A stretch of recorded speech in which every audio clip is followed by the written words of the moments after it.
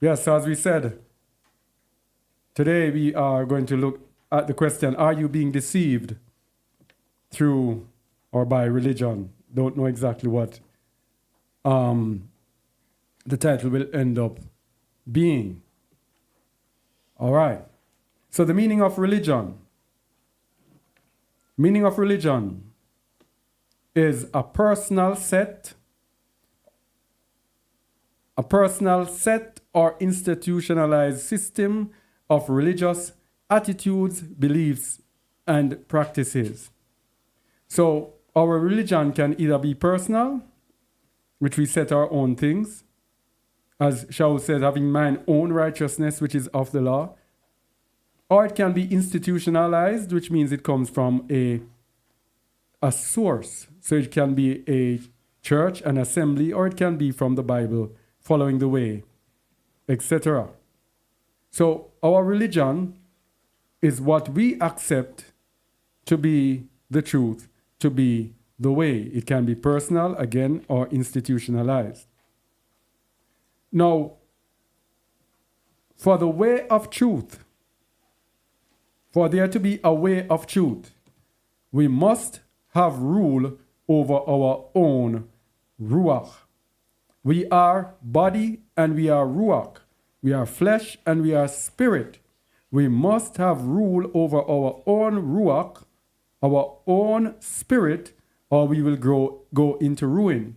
Because if we do not have rule over our own spirit, then our body, our flesh will be leading us, and it is the flesh that leads us to sin through its lusts and its desires. So you cannot walk in righteousness if you don't have rule over your own ruach. Read Proverbs 25, verse 28, please.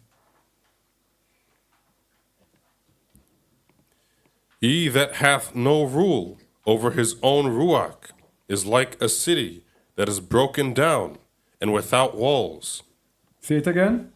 He that hath no rule over his own ruach is like a city that is broken down and without walls. He that hath no rule over his own ruach is like a city that is broken down and without walls. Now, what is this comparison? A city that is broken down and without walls? We know back in the days that the cities had to be protected, and they used walls to protect their city. So a city that is broken down, first of all, is no good because it is now desolate. Because everything is broken down, nobody can use anything in the city, and it is also without walls. Without walls means it's easily invaded. So if we don't have any rule over our own ruach, we will be easily invaded. We will have no spiritual protection. We will be just there exposed. And this is given to us in 2 Corinthians 4, verses 3 to 4. And this is why many people cannot get the way to the truth. Many people cannot reach the truth because they have no control over their ruach. 2 Corinthians 4, 3 to 4.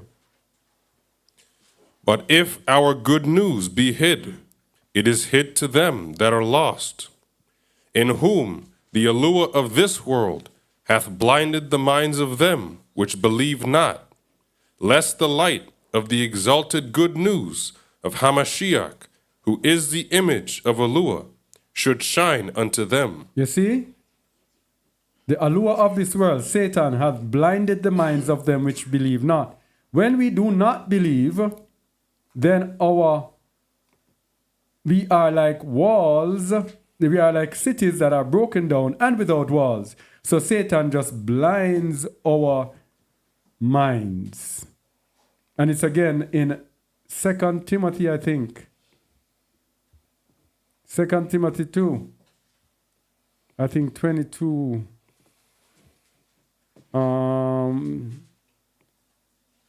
from 24 onwards. And the servant of Yahuwah must not strive, but be gentle unto all men, apt to teach, patient, in meekness, instructing those that oppose themselves, if Eluah, peradventure, will give them repentance to the acknowledging of the truth, and that they may recover themselves out of the snare of the devil, who are taken captive by him at his will. Who are taken captive by him at his will. Those who oppose themselves. When you're the servant of the Most High, there are going to be those who oppose themselves. That means they are going to be coming with all different types of things that suit them, but it is not of the truth of the Most High. And it says, you see why they are doing it? Verse 26, that they may recover themselves out of the snare of the devil. So it's the devil who does the capturing at his own will. So he captures us at our own will. If we have no control over our spirit, where we are like cities that are broken down and without walls. So let's go back. So we have to have rule over our own ruach. Without that, before we go there, so the reason we have to keep control over our ruach is that we each have a personal battle against sin that is taking place within ourselves, between this battle between the flesh and the spirit. Every one of us has this battle going on against sin. So if we don't have control over our spirit, sin is going to take occasion through the flesh and slay us. Galatians 5 from 16 to 18. This I say then, walk in the Ruach, and ye shall not fulfill the lust of the flesh. For the flesh lusteth against the Ruach, and the Ruach against the flesh. And these are contrary the one to the other, so that ye cannot do the things that ye would. So this battle taking place between the flesh and the Ruach. If we do not have control over our ruach, the flesh is going to win. And it says when the flesh wins, you cannot do the things that you would. You cannot walk in righteousness. Galatians 5:18. But if ye be led of the Ruach, ye are not under the law. If you are led by the ruach, if you have control of the ruach, you are not under the law. That means the law shows us what sin is. And when the law says, thou shalt not, then you will not be doing it. Okay? You will be walking in righteousness. So if we don't rule our own ruach, what do you think will be happening? We will be walking in the works of the flesh. Galatians 5:19 to 21.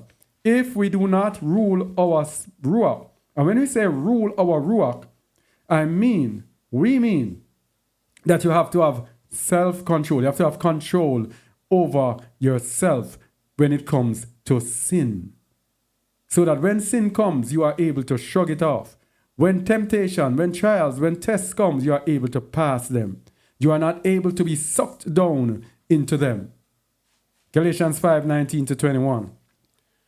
Now the works of the flesh are manifest, which are these: adultery, fornication, uncleanness, lasciviousness, idolatry, witchcraft, hatred, variance, emulations, wrath, strife, seditions, heresies, envyings, murders, drunkenness, revelings, and such like, of the which I tell you before, as I have also told you in time past, that they which do such things shall not inherit the kingdom of Eluah.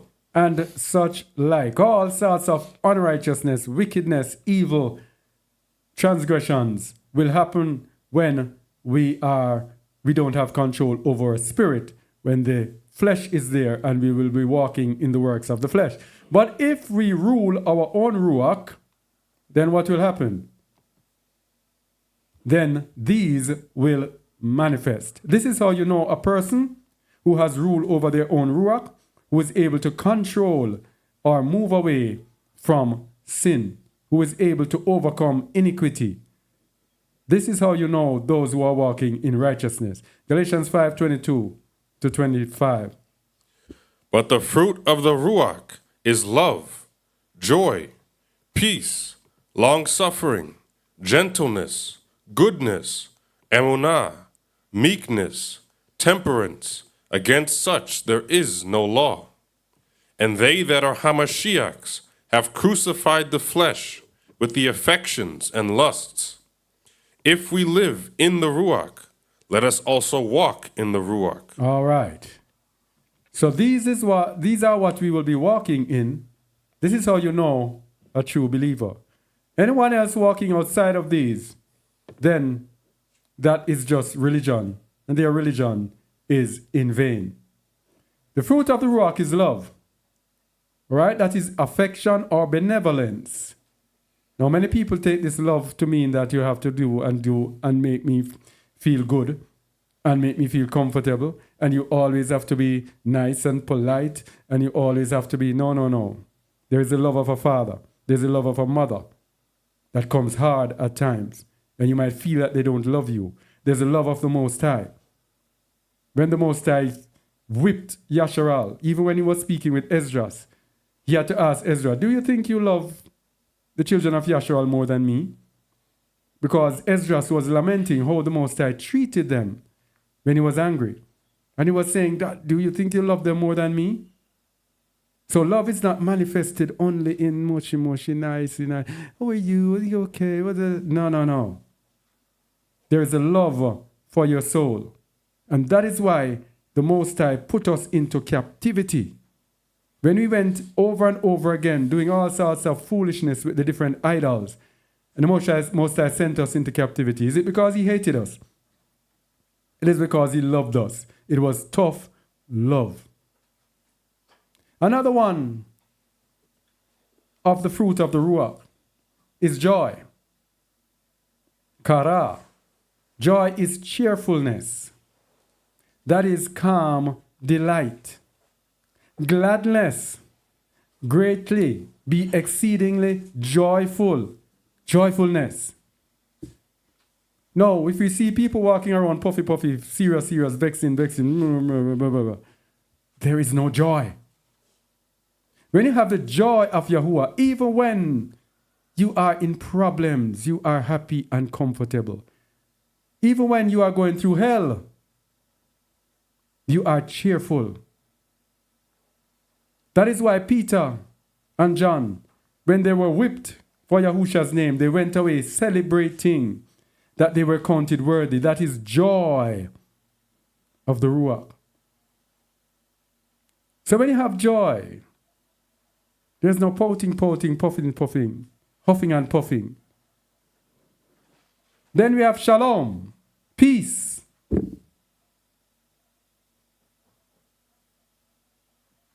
Quietness, rest, set at one again.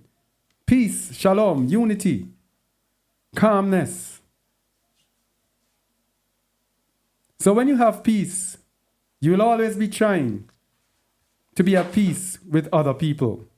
You will always, if there's a problem, you will deal with problems with other people. You will always try for there to be peace. That is shalom.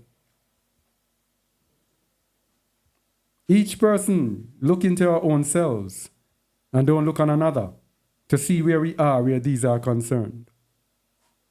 Long suffering, makrotheomia, something like that. From the same as G3116, longanimity, that is forbearance, or subjectly, fortitude, long suffering, patience. When you have control of your Ruach and you're walking in the Ruach, because many of us do not have the Ruach HaKadosh. We mistake the presence of the Ruach to mean we have the Ruach. If you're an impatient person, where's the Ruach? Fortitude. Long suffering. That means whenever things are happening, you will be able to go through willingly with the rest of the fruit of the Ruach with you. With joy, love, peace when you're going through trouble. That is long suffering. You'll be able to suffer long. Most of us, we cannot even suffer for a minute. As soon as we see something, bam, we're gone. Bam, we're off. Long suffering. The word long means something.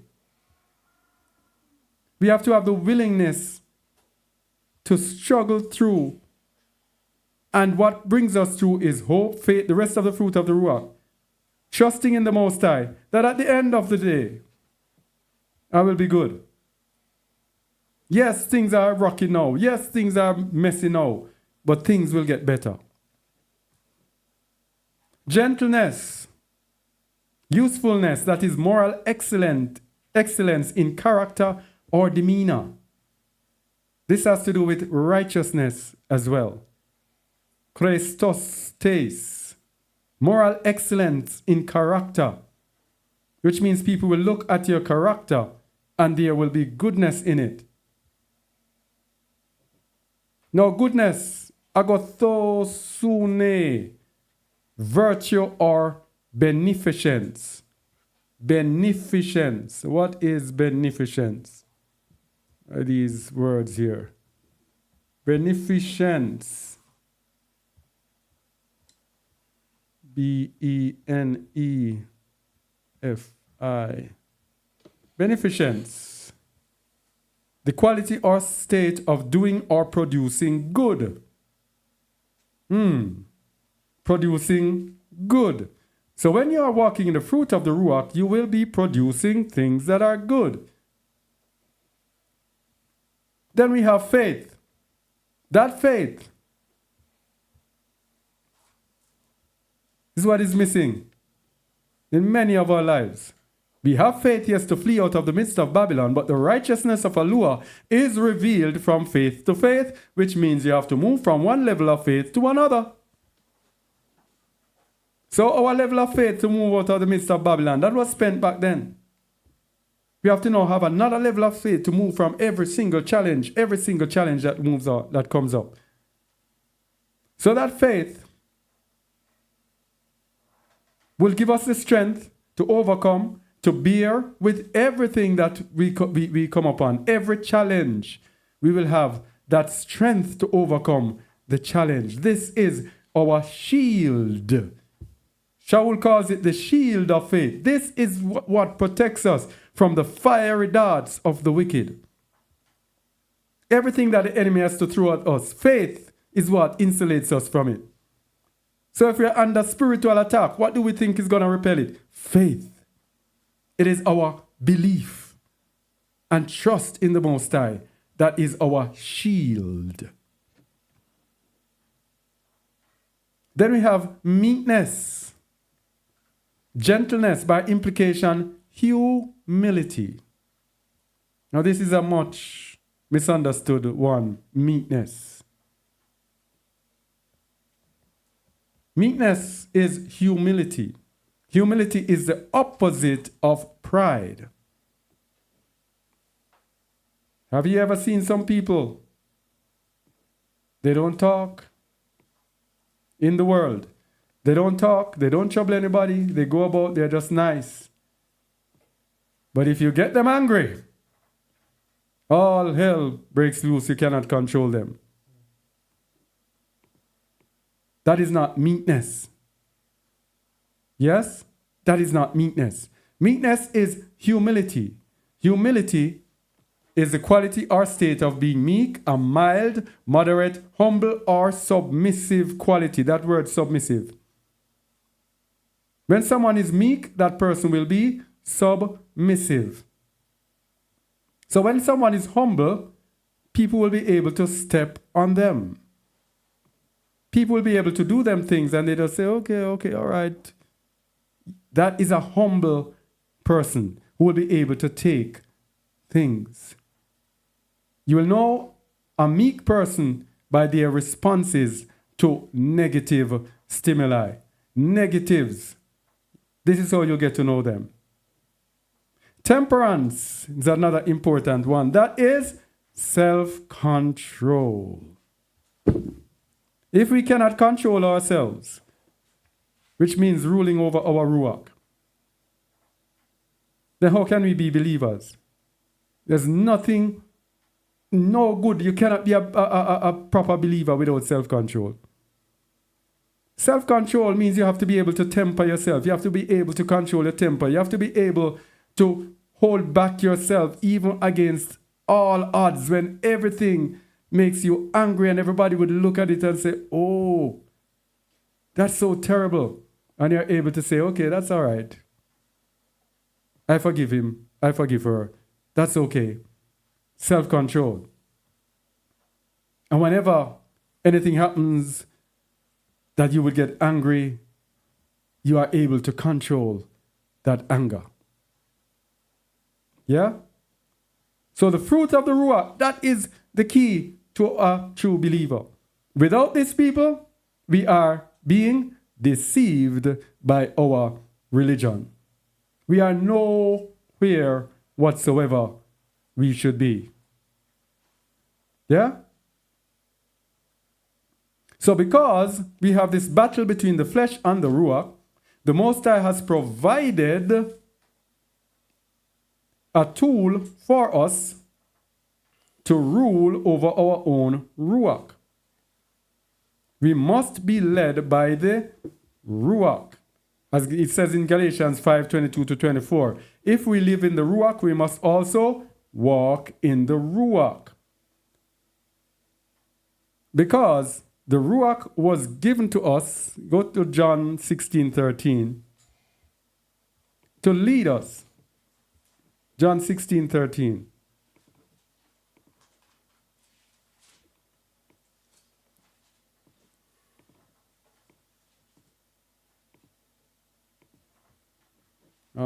Let me get this thing, sorry. All right, go ahead. Howbeit, when he, the Ruach of truth, is come, he will guide you into all truth. For he shall not speak of himself, but whatsoever he shall hear, that shall he speak, and he will show you things to come. So the Ruach is given to us to guide us into all truth. So we must be led by the Ruach. But how are we led into righteousness by the Ruach? Because you see, we who follow the Bible, who are seeking to walk in the two testaments, we have to understand the Most High's order. That is one of the reasons wherever you go as believers, if there is no order, there is going to be chaos. There's going to be disorder. There's going to be confusion. There's going to be rebellion. So the Most High, through his wisdom, set an order that most people cannot understand. So, for example, you're in an assembly like ours. You have to understand how the Most High's order works. 1 Corinthians 11, verse 3. But I would have you know that the head of every man is Hamashiach. The head of who? Every man is Hamashiach. Continue. And the head of the woman is the man. And the head of Hamashiach is Elua. The head of the single man. Is that what is written there? Every man. The head of some men. Every man. Every man is Hamashiach. And the head of the woman is the man. And the head of Hamashiach is Elua. Now we have to understand this order, or else our religion is going to be in vain. We are going to be deceived by religion, our religion. What is the meaning of every? The meaning of every is the Greek word pas, including all the forms of declension, apparently a primary word, all, any, every, the whole, all manner of means, all manner of, always, anyone, everyone, every way, as many as. Let we go on and go on. The every there means the head of every man, every single man is Hamashiach. And this is very important to get the every single man. Okay? Because Hamashiach has a way how he is the head of the man. You see? I love precept upon precept, line upon line upon line, here a little, there a little. The Most High shows us in his word how he is the head of the man. Colossians 1 verse 18.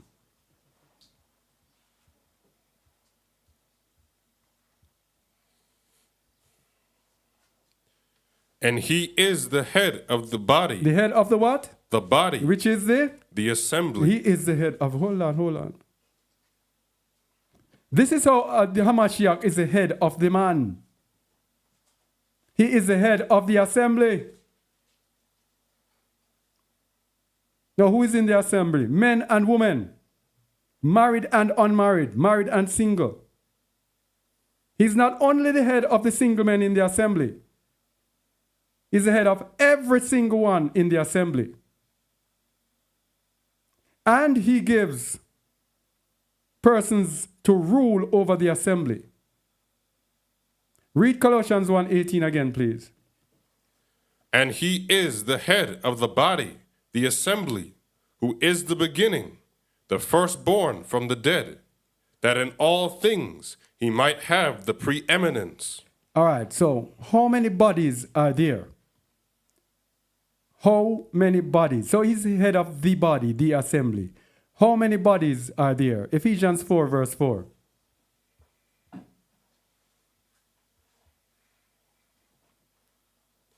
There is one body. Stop. There is what? One body. Oh. And how many ruach? And one ruach. Even as you're called? Even as ye are called in one hope of your calling. This is what we have got to understand. How Yahusha is the head of the man. 1 Corinthians 14:33.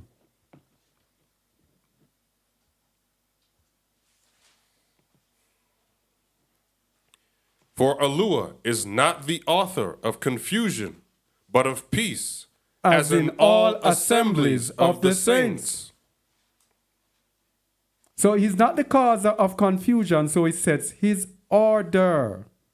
Without the order, there will be confusion. So is Hamashiach coming back for individuals? Is he coming back for individuals? Because we could say, okay, we have individuals, so he's coming back for me. He's coming back for his spotless assembly. So he's not going to come back for you. He's coming for an assembly that may contain you if you overcome. Ephesians 5:25 to 27. Ephesians 5:25 to 27. Husbands, love your wives, even as Hamashiach also loved the assembly and gave himself for it. It's the assembly that is the love of Hamashiach. Now, how can I put my personal life above the love of Hamashiach? The assembly is what he loves. I am not above his assembly. He gave himself for it. And why did he give himself for it? Verse 26. That he might sanctify and cleanse it with the washing of water by the word. By the word. It's the word that sanctifies and cleanses the body. The word. Verse 27. That he might present it to himself. To who? To himself. Continue. Exalted assembly. Not having spot or wrinkle or any such thing, but that it should be holy and without blemish. So, he loved the assembly, and he sends out his word in the assembly. He sends it out to sanctify it, to cleanse it with the word, as we are doing now. Because he wants to present it to himself. A splendid assembly, not having spot or wrinkle. That means we will be perfected. So all our errors, all our shortcomings, everything, he will highlight in the assembly, so that it shall be set apart and without blemish. So in order to do this, he gives people to rule over you and watch for your soul. It's very important that we understand this little process here. He gives people to rule over you and to watch over your soul. Ezekiel 20, verse 33. As I live, saith Yahuwah Eluah, surely with a mighty hand, and with a stretched out arm, and with fury poured out, will I rule over you. Will I do what? Rule over you. How do we think the Most High rules over us? This is the wilderness. The second Exodus. For us who are here, gathered ourselves together out of the land. How do we think he rules over us? He puts us in an assembly. He gives us a leader to instruct us in the assembly. Hebrews 13, verse 7.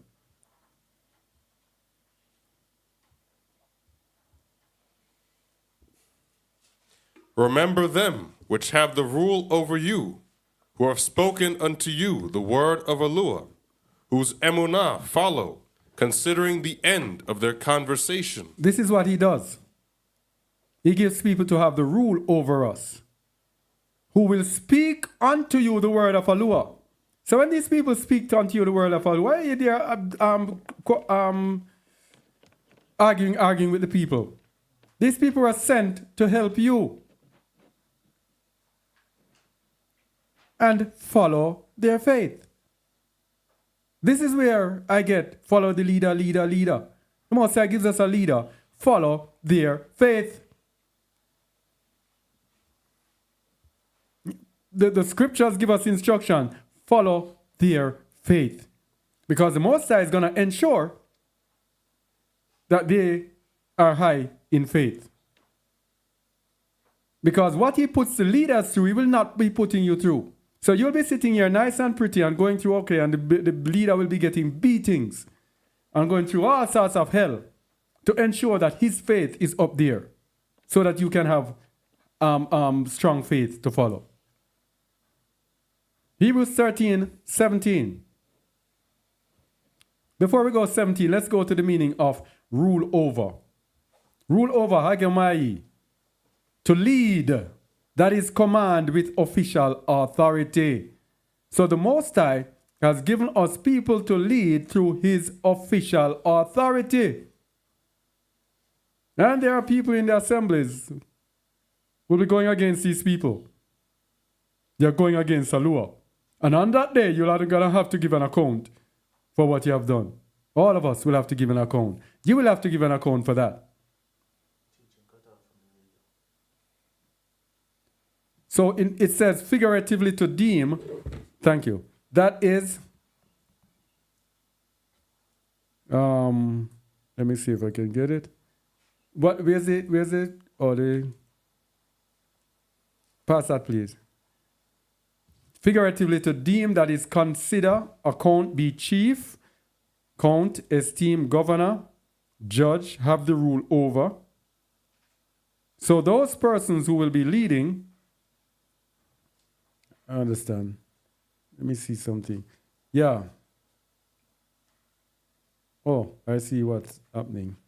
All right, can you bear with me for a minute or so while I get this internet thing connected and corrected. I think we are there now. Should be okay now. Can you put it back for me, please? All right. Yes. So he will put people to have the rule over us. So let's go back to Hebrews 13, 17. Obey them that have the rule over you, and submit yourselves. And do what? Submit yourselves. Anyone who is in an assembly that does not submit themselves to those who have the rule over them, you are in rebellion. You are deceived by religion, by your religion, by the thoughts and counsels of your own heart or whoever you're taking counsel from. Obey them that have the rule over you and submit yourselves. And why must you submit yourselves? For they watch for your souls. Hey. For they watch for your souls. The Most High makes sure that in his assembly, set apart assembly, the people are bound to watch over their souls. Back in Babylon, when Babylonian people were just thinking about their material wealth, what they can get, exploiting the sheep, he told us that when he gathers us, he's going to set shepherds over us that are going to feed us with knowledge and understanding. Because these shepherds will not be thinking about themselves. For they watch for your souls. Continue, please. As they that must give account. That is it. I can speak for yours truly. There's a burden on me to know that all of these souls are in my hands. I will have to stand before him on that day and give an account for what I did with everyone. And people here are thinking that I am here thinking, they're here thinking that I might be looking for myself. I might be trying to boss them around. I might be trying to do this and trying to do foolishness. The Most High is who I fear. In all of this is who I fear. I have to give an account to the Most High with what I have done with the people here. And he has been merciful to me. Continue. That they may do it with joy and not with grief. For that is unprofitable for you. Hey! So when the Most High puts somebody to rule over you and you make their lives miserable, you know what it means they're unprofitable to you? It means you're going to have to deal with the Most High with that. So you're here thinking that you're in righteousness on the right path. But you're making the person who has rule over you miserable. Rebelling against that person. It is unprofitable for you. So what if we do not follow the order? If we don't follow the order, guess what? We will be in rebellion. We will be stubborn and in rebellion. 1 Samuel 15:23. For rebellion is as the sin of witchcraft. Whoa. Remember, in the book of Ezekiel, he said, I'm going to purge out from among you the rebels. Rebellion is as the sin of witchcraft. So, the Most High regards witchcraft, rebellion, equal to witchcraft. So if you are rebelling against the Most High, he looks on it the same way as witchcraft. And we look on witchcraft as the worst thing that could happen. But our rebellion is equivalent to witchcraft. And our stubbornness, our unwillingness to hear the word of Yahuwah is as iniquity and idolatry. Now, what does witchcraft and idolatry have in common? Both of them are sins unto death. There's a death penalty in the Torah for witchcraft. And there's a death penalty in the Torah for idolatry.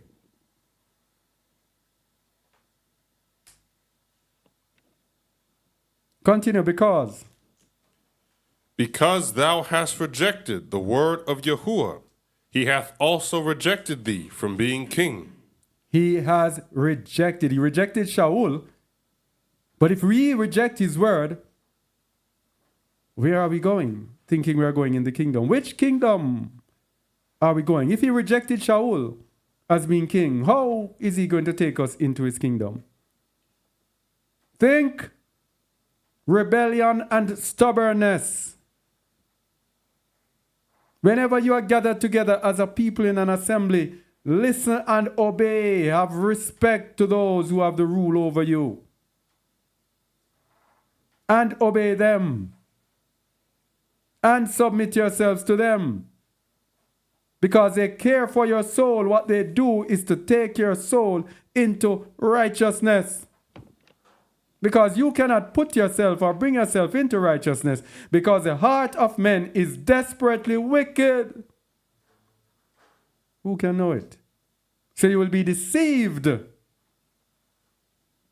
thinking you're on the right path. So there's only one path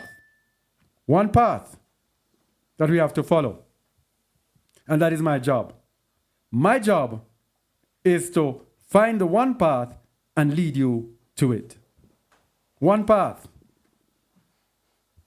And I have to lead you to the one path. That is why we are here. That's why we're here in the mornings.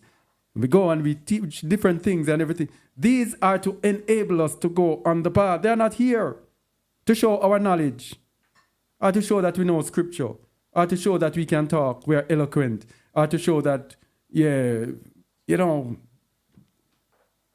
there to bring us on the path of righteousness. So there's only one path that we need to follow. Let's go to Jeremiah 6, verses 10 to 21.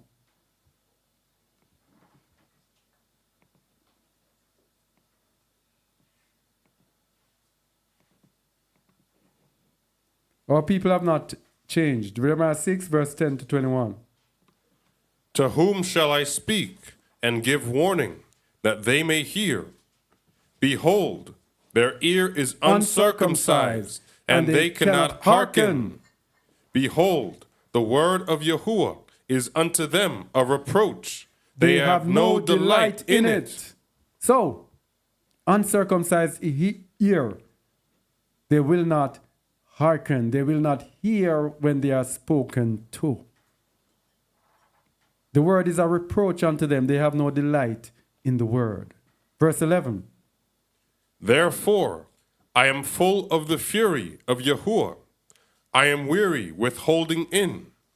I will pour it out upon the children abroad, and upon the assembly of young men together. You see, when the Most High is speaking and you're not listening or hearing, he gets very, very angry. It's the worst thing you can do when he's speaking and you don't hear. Continue. For even the husband with the wife shall be taken, the aged with him that is full of days. You see this? He's not partial for those who are not hearing. Even the husband and the wife, but even the aged, the old people, the Most High does not play. Verse 12.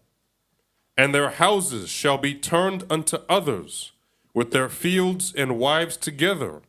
For I will stretch out my hand upon the inhabitants of the land, saith Yahuwah. Now this was before the children of Israel were sent into Babylon. But Yahuwah does not change. We are looking at the principle of how he operates when he gets angry, when you are not hearing his word.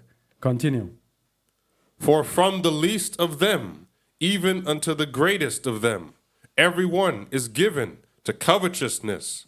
And from the prophet, even unto the priest, everyone dealeth falsely. And this is so far in the world today. We are in this end time. And the prophets and the priests, everyone deals falsely. Everyone with covetousness. Religion in this world today, it's all about what we can get. It's all about materialism. It's all about coveting. Verse 14. Were they ashamed when they had committed? 14. Oh. They have healed also the hurt of the daughter of my people, slightly, saying, Peace, peace, when there is no peace. And we see this today again. We are down to the end of the age, the end of the time, mark of the beast and everything. And the Christian pastors, all they are talking about is money, money, money, and prosperity and time to come and everything. Peace, peace, when we see World War III. World War III is actually in operation. Yeah? But it's just not yet official because the big dog, United States, has not yet been brought into it. They're saying peace, peace, and it's a time of war. Verse 15. Were they ashamed when they had committed abomination? Nay, they were not at all ashamed, neither could they blush. Therefore they shall fall among them that fall. At that time that I visit them, they shall be cast down, saith Yahuwah. So the Most High has no partiality against his people when they are in transgression, when he speaks and they do not hear. This again is for people who are told to flee out of the midst of Babylon, and they continue to remain in there, comfortably in there. Continue. Thus saith Yahuwah, stand ye in the ways, and see, and ask for the old paths, where is the good way, and walk therein, and ye shall find rest for your souls. But they said, we will not walk therein. So here's the key verse. For us today, this is what we are called to do. To ask for the old paths. Let me explain something. When we come out of Babylon, we are to go back to the old path. When we come here, it's a totally different way of life from what we lived in Babylon. But most of us come out of Babylon, we still have the same, but we are still Babylonian. Still Babylonian, with the same Babylonian thought process and reactions. We refuse to be rebuilt. The Most High wants us to be rebuilt. He says he wants to cleanse us from the filthiness of the heathen. That's what he wants to do with us, so that we can be transformed and brought back to the old path, which is the good way, so that we can find rest for our souls. But they said, we will not walk therein. They don't want to go back. They want to remain in Babylon. Because that is the only, and in the New Testament, there is an old path in the New Testament we're going to look at as well. Verse 17 of Jeremiah 16. Also, I set watchmen over you, saying, hearken to the sound of the trumpet. But they said, we will not hearken. So you see, the Most High always sets people over his people to show them the way. But they said, we will not hearken. I don't want to hear him. I don't want to listen to him. Verse 18. Therefore hear, ye nations, and know, O congregation, what is among them. Hear, O earth, behold, I will bring evil upon this people, even the fruit of their thoughts, because they have not hearkened unto my words, nor to my law, but rejected it. You see that? I will bring evil upon this people, even the fruit of their thoughts. So if we don't want to obey, we don't want to listen, the Most High will make even our thoughts be polluted. We'll be thinking garbage, foolishness, things that doesn't profit us. Because they have not hearkened to my words. So I will be there thinking that I am right and I am, whatever I'm saying is true and everything, not knowing that the Most High has polluted my thoughts. Because I don't want to hear his word. Very important that we listen to his word. And listen to his words that are sent by those whom he has sent.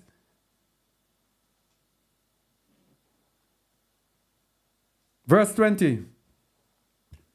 To what purpose cometh there to me incense from Sheba, and the sweet cane from a far country? Your burnt offerings are not acceptable, nor your sacrifices sweet unto me. So now we have spiritual sacrifices. Sacrifice of praise, sacrifice of thanksgiving, sacrifice of joy, sacrifice of giving. The Most High is saying, what purpose is it? So you're here in the assembly, for example, and you are singing, shouting, enjoying yourself, celebrating, worshiping the Most High. And the Most High is not accepting it. Verse 21. Therefore, thus saith Yahuwah, behold, I will lay stumbling blocks before this people, and the fathers and sons together shall fall upon them. The neighbor and his friend shall perish. And the greatest stumbling block that he has laid is Yahushua HaMashiach. Stumbling block before us, that if we are not in righteousness, not in right standing, not walking in the right way, what do you think will happen? It's blinding us so that we cannot see. Blinding us. He says in verse 19, even the fruit of their thoughts is going to pollute. Yahuwah is not God. Yahuwah does not play. It's the same Alua that brought the children of Yashua out of the land of Mitzrayim and did not let them enter the promised land. Same one. So for us in the New Testament, there is only one way. So what we are doing, we are trying to show that there must be order, then we are showing the way, then we'll show something else. So there is only one way. John 14:6. Yahushua saith unto him, I am the way, the truth, and the life. No man cometh unto the Father but by me. So, people like me, my job is to make sure I direct you towards this way. That is why you will hear me speak so much about Hamashiach. My job is to direct you towards the way. So there is one way, one body, one Alua, one Emunah, one baptism, one everything. Acts 22:4. Let's hear about the way. And I persecuted this way. This way. Continue. Unto the death, binding and delivering into prisons both men and women. So this is Shaul who was speaking, that he was persecuting followers of the way. This way. He didn't say this ways. And the word way there is a journey, a pathway, a roadway. Acts 22:14-15. And he said... No, Acts 24:14-15. My bad. Sorry. But this I confess unto thee, that after the way which they call heresy, so worship I the Eluah of my fathers, believing all things which are written in the law and in the prophets. Believing all things after the way which they call heresy. The way, the one single, solitary way. So there's only one way, but guess what? Deceived in religion, or deceived by religion, deceived by their own thoughts, deceived by their own counsel, deceived by their own desires, man has chosen his own devices. Man has chosen his own devices. The word devices there means imaginations, thoughts, plans, purposes. Man has chosen his own, and man has always been doing that from in the book of Proverbs chapter 19 verses 20-21. Proverbs 19, 20-21. Man has chosen his own devices. Go ahead, please.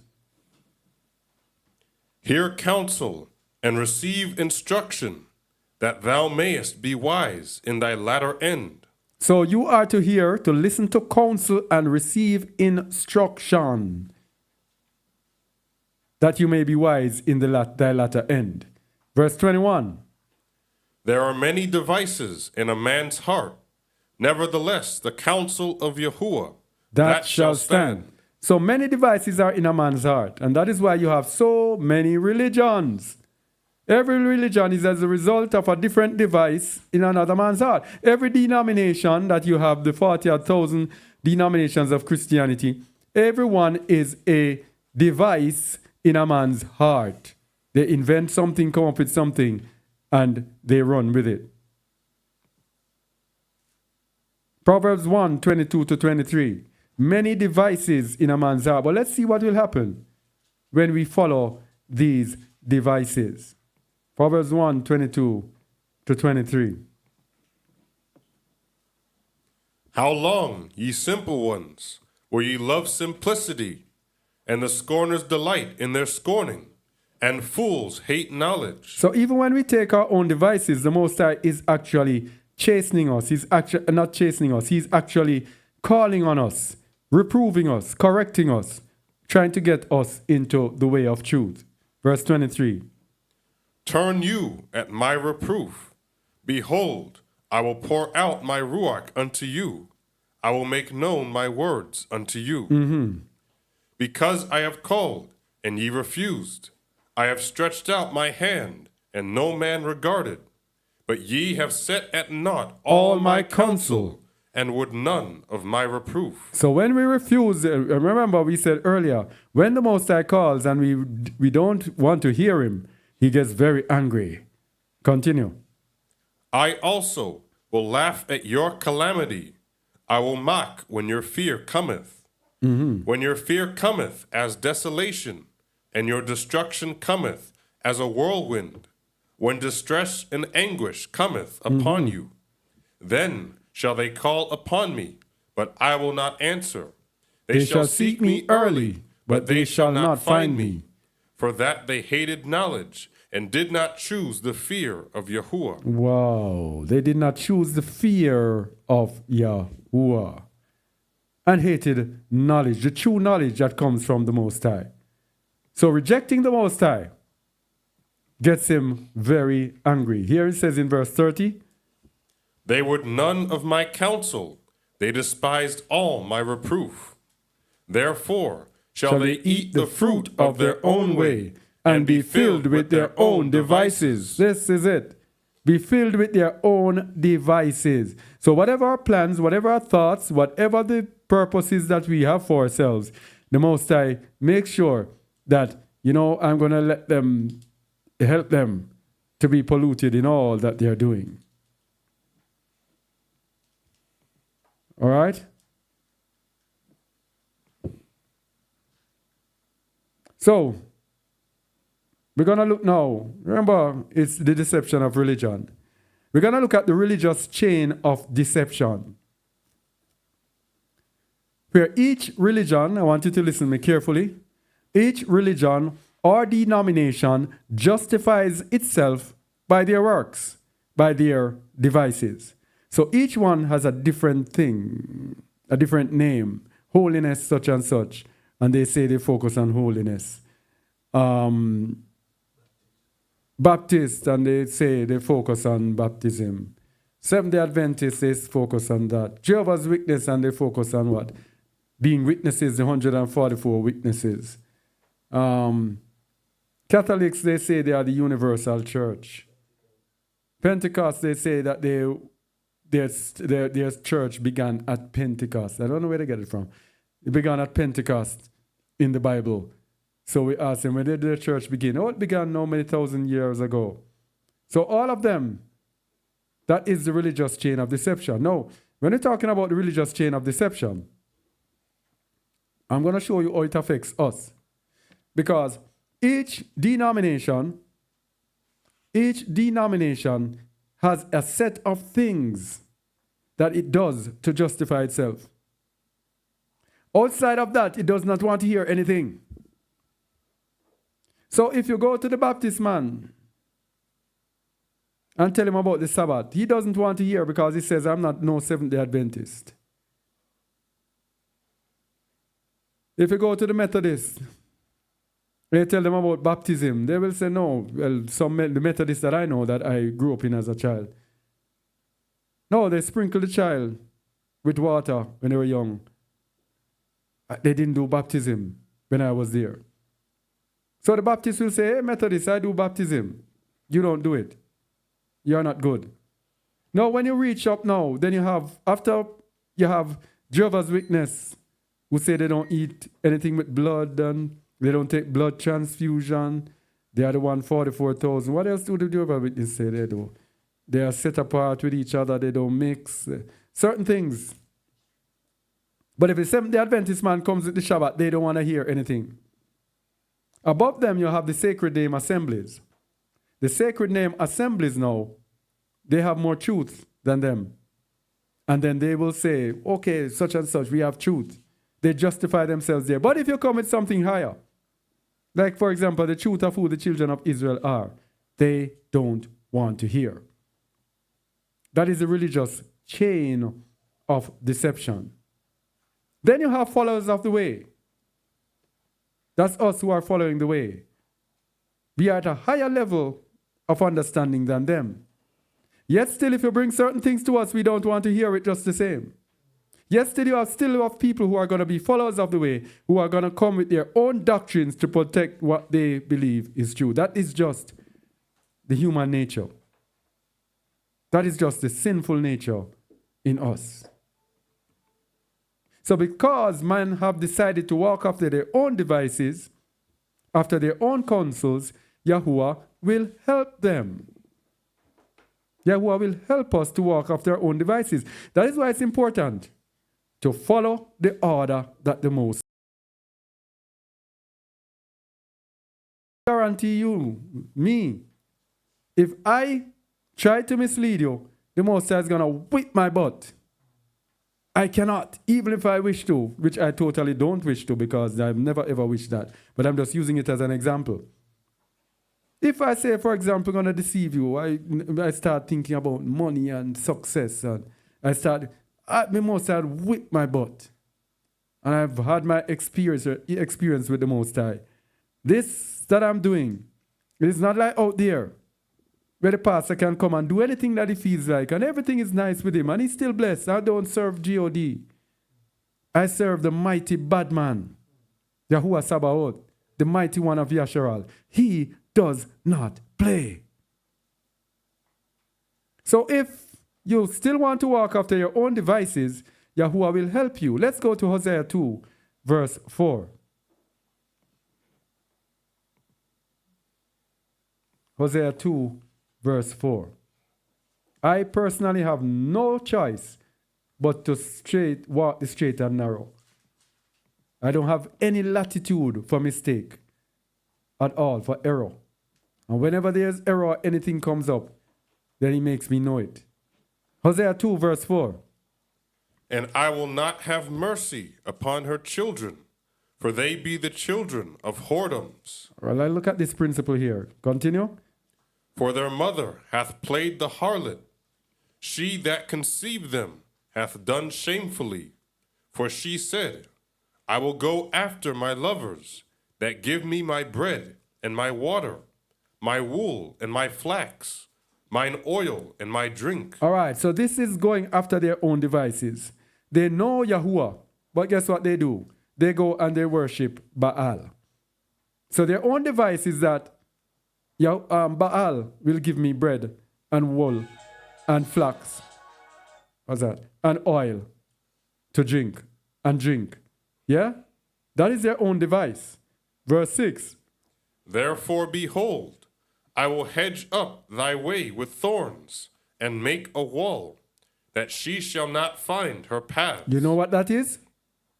Blindness. Blindness. When we go according to our own devices, the Most High is going to blind us. He says, hedge up thy way with thorns. That means every time you try to go anywhere, he is going to make it stick you. And make a wall that she shall not find her paths. So when you're trying to find the right way, every time you go to the right place, it sticks you and you have to turn back and stay on the wrong path. Verse 7. And she shall follow after her lovers, but she shall not overtake them.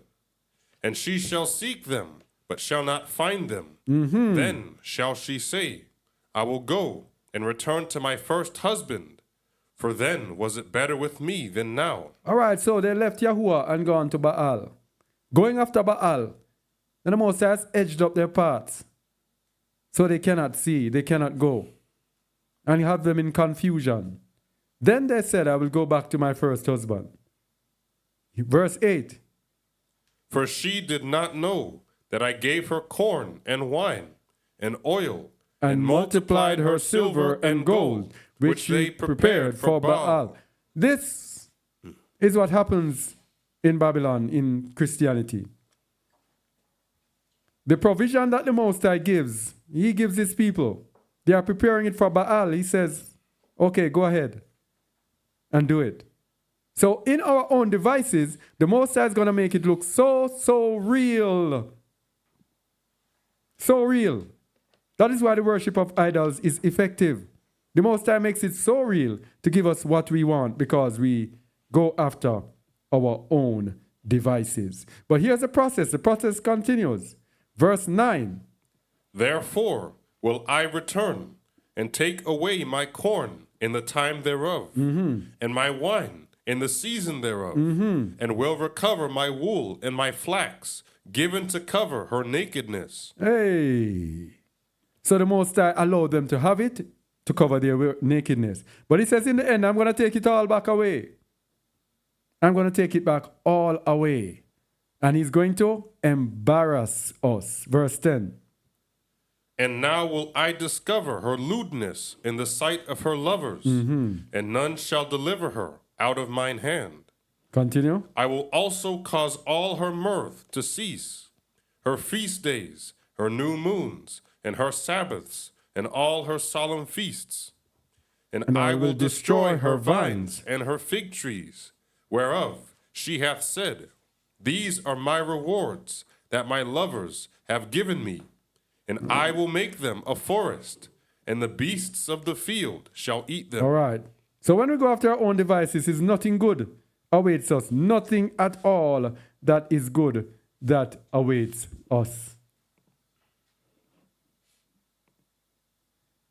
Psalms 81, verses 11 to 15. Again, our own devices. The Most High gave us one way.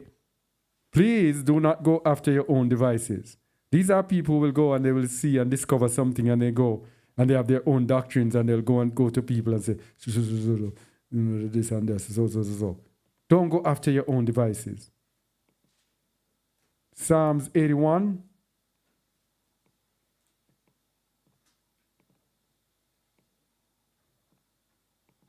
Verse 11. Go again, please. But my people would not hearken to my voice, and Yasharel would none of me. So I gave them up unto their own heart's lust, and they walked in their own counsels. You see, I'm just trying to get us the mindset of what happens when we don't fall, when we don't walk into that one way that he gives us. That one way that he gives us. As soon as you go outside the path, he gets angry. So when he gives you people to lead you, people, please listen to those who he gives to lead. So I gave them up unto their own heart's lust. You read it, verse 12? So I gave them up unto their own heart's lust, and they walked in their own own counsels. Continue. Oh, that my people had hearkened unto me, and Yasharel had walked in my ways.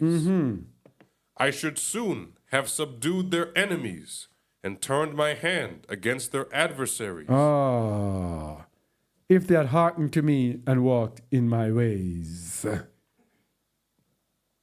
Now for us, even here, as we go through our struggles with even land, animals, these are things that we need to pay attention to. If we are walking in line with the Most High, there's no way he will not barak our work and all that we do and all that we have. Verse 15. The haters of Yahuwah should have submitted themselves Unto him. but their time should have endured forever. So how do the haters submit themselves unto him? Submit themselves unto his order. The order that he has set for us to walk in. Starting with obey them that have the rule over you and submit yourselves unto them. Because the Most High calls those who rebel against that. He says the haters of Yahuwah.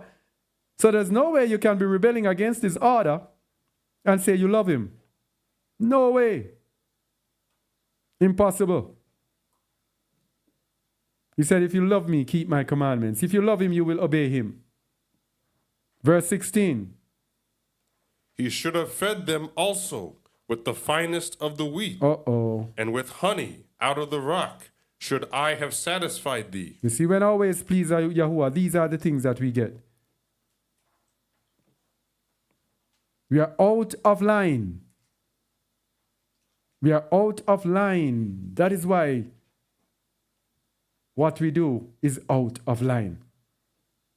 You should have fed them also the finest of the wheat.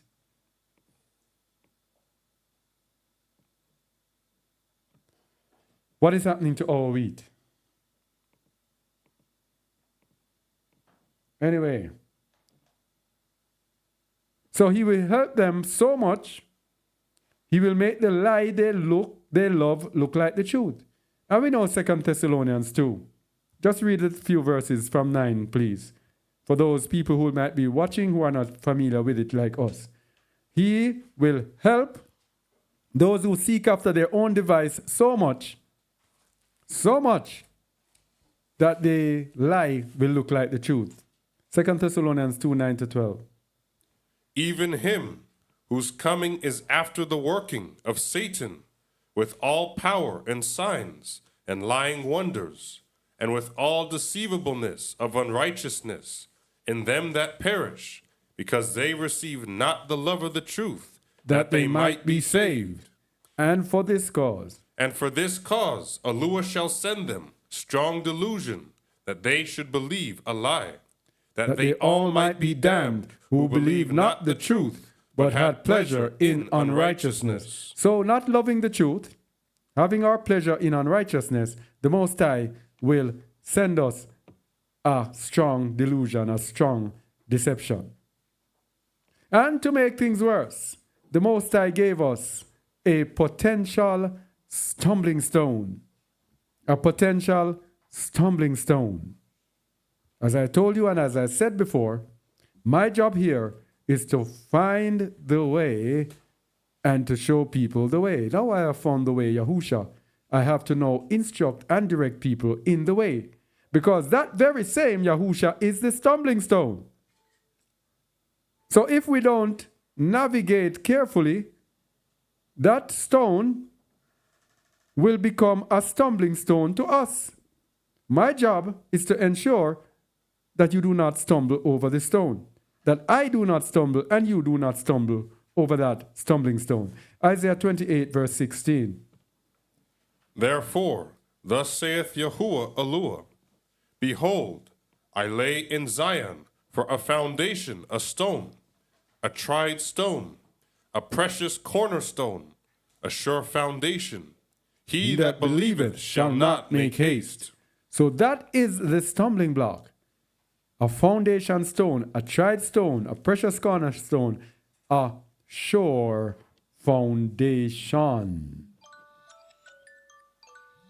Yeah. And Romans 9:30-33 also mentioned it. Romans 9:30-33. This stone. Read it, please. What shall we say then?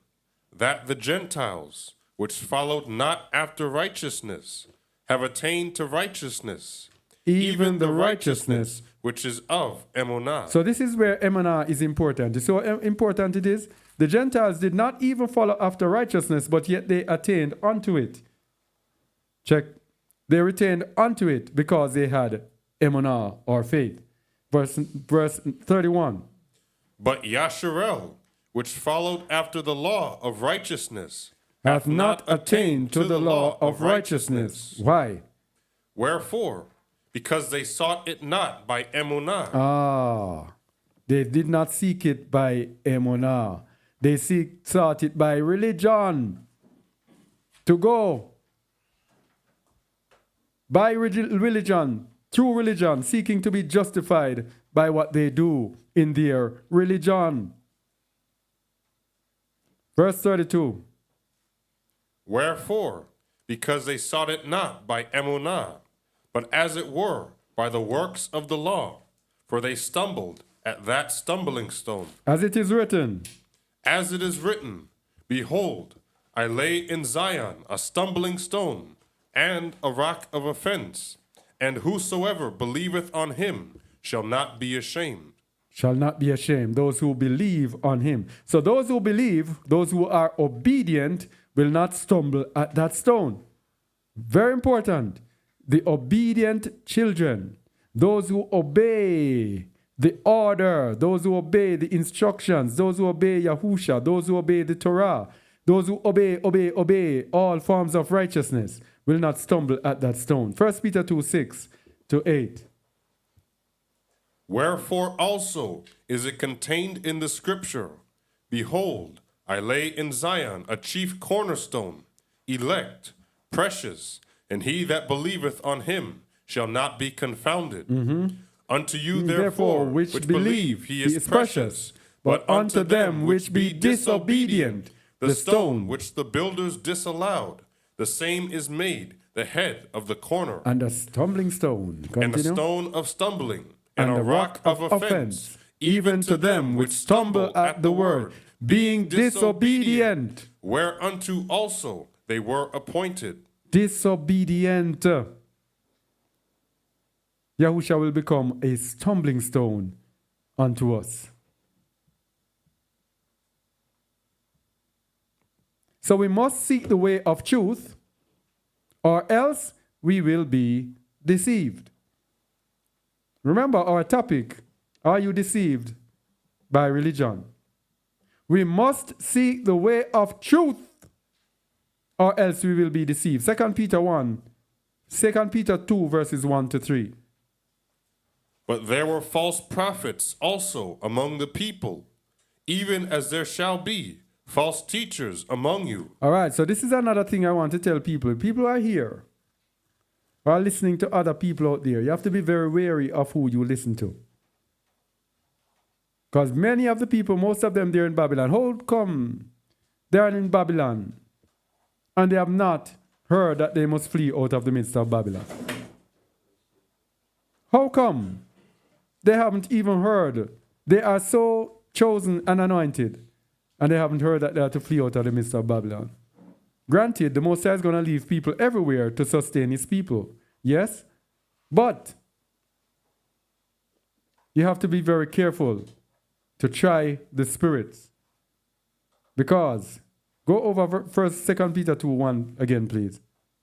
But there were false prophets also among the people, even as there shall be false teachers among you, who privily shall bring in damnable heresies, even denying the master that bought them, and bring upon themselves swift destruction. So this is the litmus test for believers. Are they speaking about Yahusha? Or are they denying him? Because denying Yahusha does not mean that you don't say you believe in Yahusha. It means that in everything, almost everything, you leave him out. Yeah? Continue verse 2. And many shall follow their pernicious ways, by reason of whom the way of truth shall be evil spoken of. And through covetousness shall they with feigned words make merchandise of you, whose judgment now of a long time lingereth not, and their damnation slumbereth not. So you have to seek the truth, or else one of these are going to get you. One of these false prophets or false teachers are going to get you. So the New Testament old path, this is what we want to look at. Remember, it says, go back to the old path, which is the good way, and you will find rest for your souls. There's an Old Testament old path, and there's a New Testament new path. If you notice today, the way of religion today is totally different from how the disciples lived. So let's go back to the Old Testament old path. Matthew 5:10-12. And our lives here also very different. The respect that was there back in those days, respect for the elders, honor to those who are set over you, etc., is no longer there, because Babylon has hit that out of us and think that we are so important, we are justified above the order of the Most High. Matthew 5 verses 10-12. Barak are they which are persecuted for righteousness' sake, for theirs is the kingdom of Shamayim. So the believers today, nobody wants to get persecuted. Any form of persecution starts, people start complaining and bawl and start freaking out. This is the new believer. This is the Old Testament believer that we have to go back to. This is what I have to direct you to. The old path. This is what I have to direct you to. Verse 11. Barak are ye, when men shall revile you, and persecute you, and shall say all manner of evil against you falsely, for my sake. Can you imagine the new modern believer? Man, you can't even say anything that they don't like. I don't like how you spoke with me. Why did you say that? How did you say that? You should have said it another way. This is the Old Testament believer. When men shall revile you. When men revile you is when they curse you, mock you, laugh at you, whatever. Hamashiach, when he was reviled, he reviled not again. And persecute you, and shall say all manner of evil against you falsely, for my sake. That is the old believer. Where is that new believer today? How many of us can have people talking false against you and we stand up? Man, if somebody here happens to some people in this assembly, everything comes to an end. World comes to an end. That is the new believer. That is deceived in religion. Nothing has changed. This is what we have to go back to. This is why he called us out of Babylon, to get us right back to this. To be reviled and be persecuted and not say anything. All manner of evil, falsely. Falsely. So it means that we are right, but they're saying evil and they are wrong. He's saying that you have a barakah for that. And what do? Do you turn and do you curse them? What do you do? Verse 12 says, Rejoice and be exceeding glad, for great is your reward in heaven. For so persecuted they, the prophets which were before you. That's it. When you're going through all of these things, you say, whoa, it's the same thing Isaiah went through. Same thing Jeremiah went through. Yeah? Rejoice and be exceeding glad.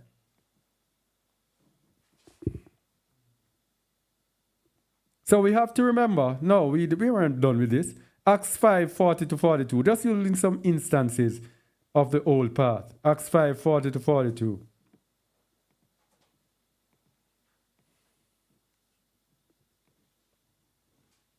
This is what we don't get. There's no new path. There's no new way. And to him they agreed. And when they had called the apostles and beaten them, they commanded that they should not speak in the name of Yahusha, and let them go.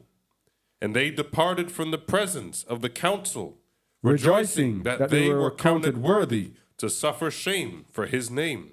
This is the old belief. This is the old path of the New Testament. This is what we have to go back to. But how can we go back to it if the least little thing happens, we get flustered?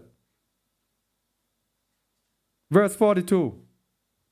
And daily in the temple and in every house they ceased not to teach and to preach Yahusha HaMashiach. So they were steadfast in what they were doing, but they rejoiced that they were counted worthy to escape. 2 Thessalonians 1, 3 to 12. 2 Thessalonians 1.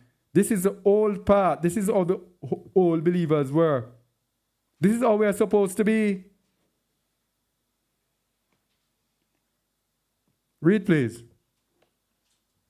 We are bound to thank Alua always for you, brethren, as it is meet, because that your emunah groweth exceedingly, and the love of every one of you, all toward each other, aboundeth. This is how we should be growing, in faith and love. Continue. So that we ourselves exult in you in the assemblies of Alua, for the patience and emunah in all your persecutions and tribulations that you endure. This is how these people grow. They grow in patience and faith because of the persecutions and tribulations that they have to endure. The modern believer does not want a fly to pitch on them before they start freaking out. Where is the faith? Where is the patience? Where is the believer? It's a joke. The modern believer is a joke compared to these. But the Most High took us out of Babylon for us to go back to this stage. So if we don't want to go back there, we probably go back into Babylon then. If we don't want to go there. Because we don't have a choice. Because we elected to go there. And if we don't go past this stage, then we would have failed. Verse 5. Which is a manifest token of the righteous judgment of Eluah, that ye may be counted worthy of the kingdom of Eluah, for which ye also suffer. Wait. You know, realize what it's saying here? You realize what it's saying? That what they went through, the persecutions and tribulations, because there's a colon after that they endure. It is saying it's a token of the righteous judgment. So it's a judgment of the Most High that you must go through this. That ye may be counted worthy of the kingdom of Eluah, for which you also suffer. So the only way for you to qualify for the kingdom is to go through persecution and tribulations, people. You have to endure it.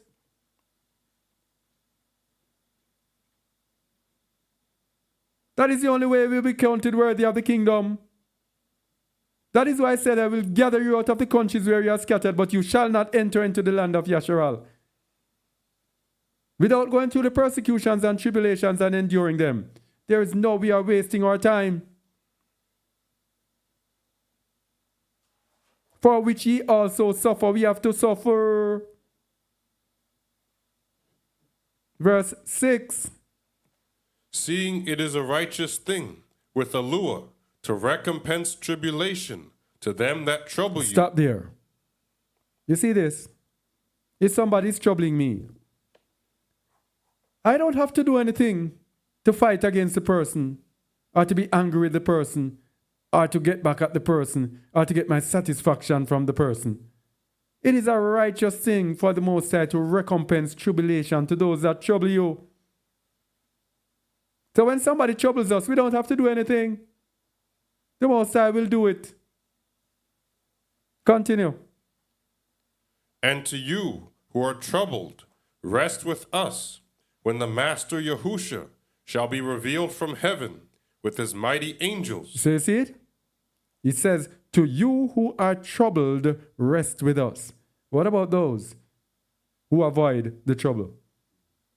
He's inviting those who are troubled so that when the Messiah returns, they will be there waiting. We have to be like Hamashiach. We have to be images of Hamashiach. What do we think this is? It is a challenge to be like him. That gets us into the kingdom. Continue. In a flaming fire, taking vengeance on them that know not Eluah, and that obey not the good news of our Master, Yahusha HaMashiach, who shall be punished with everlasting destruction from the presence of the Master and from the splendor of his power. Continue. When he shall come to be... All right, let me just do this first part. In flaming fire, taking vengeance on them that know not Eluah, and that obey not the good news of our Master Yahushua HaMashiach. In other words, those who run from persecution, those who run from tribulation, are not obeying the gospel or the good news. So the vengeance of Yahushua will be on them. So we are waiting on Yahushua to come, but we have preserved ourselves from all trouble. That's why the word says, he that loveth his life shall lose it. You have to be willing to put your life out there and give up your life. That is when he's coming for you. But you're afraid of your life, protecting yourself, and afraid of this and afraid of that. Vengeance is coming because you're not obeying the good news. Verse 9. Verse 10. When he shall come to be exalted in his saints, and to be admired in all them that believe, because our testimony among you was believed in that day. So the saints, the set apart ones, these are those who will go through the fire. These are those who are believe. Those who believe and will be saved. 2 Thessalonians 1:1. That is why Revelation 14:12. Here is the patience of the saints. Here are they that keep the commandments of Eluah and the faith or the emunah of Yahusha. That means you have the emunah of him going through the fire and being comfortable in the fire. Verse 11. Wherefore also we pray always for you, that our Alua would count you worthy of this calling, and fulfill all the good pleasure of his goodness, and the work of emunah with power. So you see, to be counted worthy is trouble. You're going to go through, trouble is going to come in your door. Are you willing to go through trouble? Are you going to get flustered? Verse 12. That the name of our Master, Yahushua HaMashiach, may be exalted in you, and ye in him, according to the favor of our Alua, and the Master, Yahushua HaMashiach. Man, you have some believers, man, not willing to go through anything. All sorts of calculations and this that they go through. We have to be willing to go through it. 1 Peter 2, 17 to 25. We are looking at the old path of the New Testament. The old path of the New Testament. The way the believer is supposed to be, not the way the believer actually is.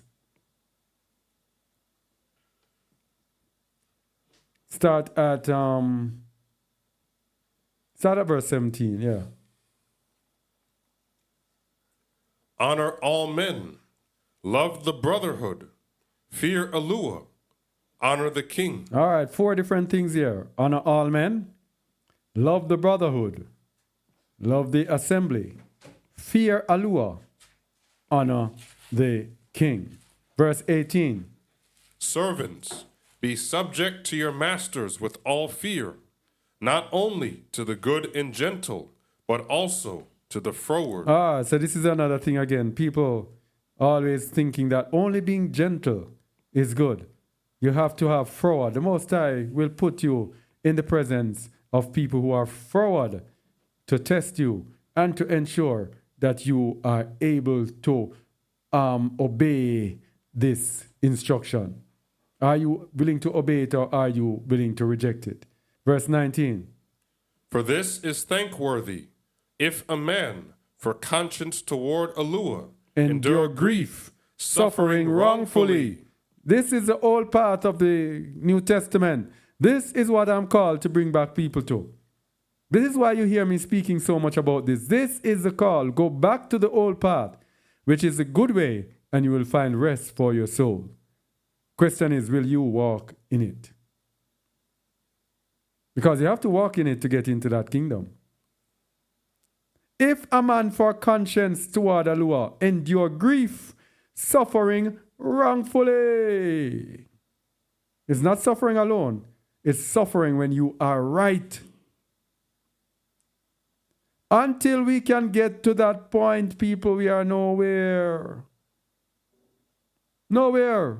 We need to start over. That's why we did a teaching a few weeks ago. And I said, you need to start over. This is what I mean. Go back and deny yourself. Start over from scratch. Humble yourself down. Start from 0. Start again. Verse 20. For what splendor is it, if, when ye be buffeted for your faults, ye shall take it patiently? But if, when ye do well, and suffer for it, ye take it patiently, this is acceptable with Alua. All right. When you do well. So when you are wrong and you are beaten, what benefit is it to you before the Most High? It is when you are right and you suffer for it and take it patiently. That is what the Most High finds acceptable. Verse 21. For even hereunto were ye called, because Hamashiach also suffered for us, leaving us an example, that ye should follow his steps. That we should follow his steps, walk as he walked. He is the example, we must follow it. Verse 22. Who did no sin, neither was guile found in his mouth. Who, When he was reviled, reviled not again. When he suffered, he threatened not, but committed himself to him that judgeth righteously. Continue. Who his own self bare our sins in his own body on the tree, that we, being dead to sins, should live unto righteousness, by whose stripes ye were healed. So he went through all of that to help to save us, to bring us to the point where we would want to be like him. Verse 25. For ye were as sheep going astray, but are now returned unto the shepherd and bishop of your souls. So when we were in the world, we were like sheep gone astray, but now we have returned unto the shepherd and bishop of our souls. That was how the New Testament believers lived. That was how they lived. And that is the righteousness of Yahuwah. Yes? That is the righteous way to live. But it is the opposite of how the New Testament believer lives. The Babylonian New Testament believer. So remember, the path is narrow. We're looking at being deceived in religion. The path is narrow. Religion generally looks at a wide path. Matthew 7:13-14. The path is narrow. So when we say narrow path, remember we said that there is one way. That's the significance of the narrow path. There is only one way and we have to find it. Go ahead, please. Enter ye in at the strait gate, for wide is the gate, and broad is the way that leadeth to destruction, and many there be which go in thereat. Because strait is the gate, and narrow is the way which leadeth unto life, and few there be that find it. And few there be that find it. The way is narrow. 2 Ezra 7, start at verse 1. Ezra speaking to the angel. And when I had made an end of speaking these words, there was sent unto me the angel which had been sent unto me the nights before. And he said unto me, Up, Esdras, and hear the words that I am come to tell thee. And I said, Speak on, my Allure. Then said he unto me, The sea is set in a wide place, that it might be deep and great. But put the case, the entrance were narrow, and like a river. Who then could go into the sea to look upon it, and to rule it? If he went not through the narrow, how could he come into the broad? So we first have to go through the narrow before we can go into the broad. Continue. There is also another thing. A city is builded and set upon a broad field, and is full of all good things. The entrance thereof is narrow, and is set in a dangerous place to fall, like as if there were a fire on the right hand, and on the left a deep water, and only one, and one only path between them both, even between the fire and the water, so small that there could but one man go there at once. That's how narrow the path is. So narrow, so small that there could be but one man go there at once. Continue. If this city now were given unto a man for an inheritance, if he shall never pass the danger set before it, how shall he receive this inheritance? And I said, It is so, master. Then said he unto me, Even so also is Yasharel's portion. Continue. Because for their sakes I made the world, and when Adam transgressed my statutes, then was decreed that now is done.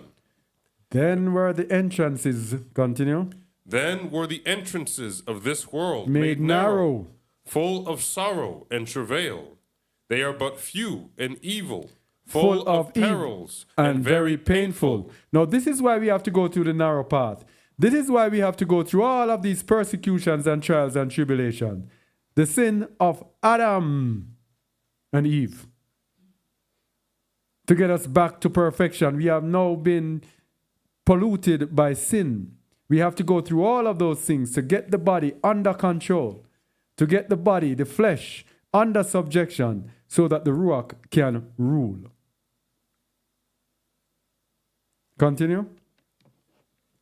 For the entrances of the elder world were wide and sure, and brought immortal fruit. If then they that live labor not to enter these straight and vain things, they can never receive those that are laid up for them. So if we don't go through the narrow way, we can never receive the promises. If we don't go through the narrow way, we can never go into the kingdom. Never, never, never. Never.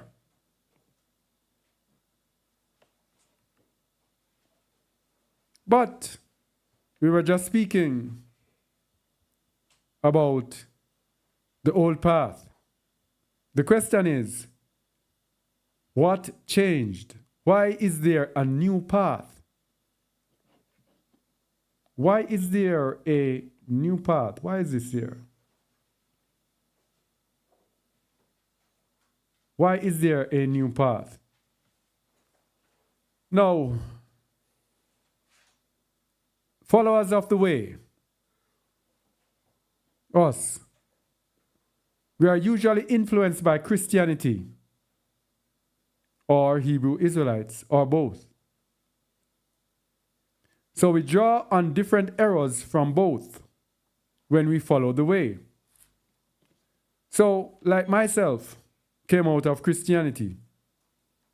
It was good for me that I went from Christianity into a sacred name assembly. And I give the Most High thanks for that. And I give the Most High thanks for the congregation of Yahweh. That kind of took a whole lot of the Christianity out of me before moving me now into being a true follower of the way. But most people will not go through that process. So there will be stains from Christianity that we come with. And those stains are going to pollute us. Now, there is one rule for a believer, and I said it before, denying self. If we don't deny self, we are wasting our time. Because Hamashiach gave that as a condition of following him. Matthew 16:24. Then said Yahusha unto his disciples, If any man will come after me, let him deny himself and take up his stake and follow me. Let him deny himself, take up his stake, and follow me. That is what most of us need to do. Redo, start over. And most of us have not denied ourselves. We are in religion, being deceived by our religion.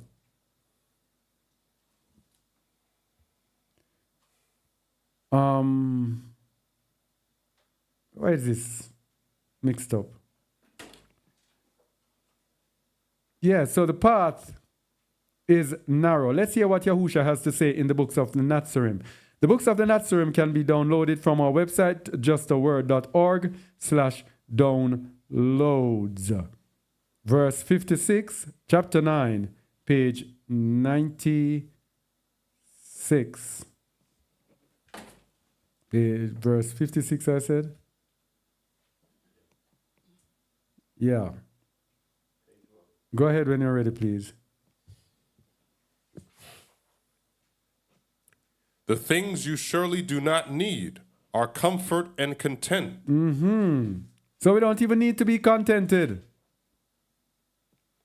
This is how radically different this lifestyle is from what we learned in Babylon or from what we grew up with.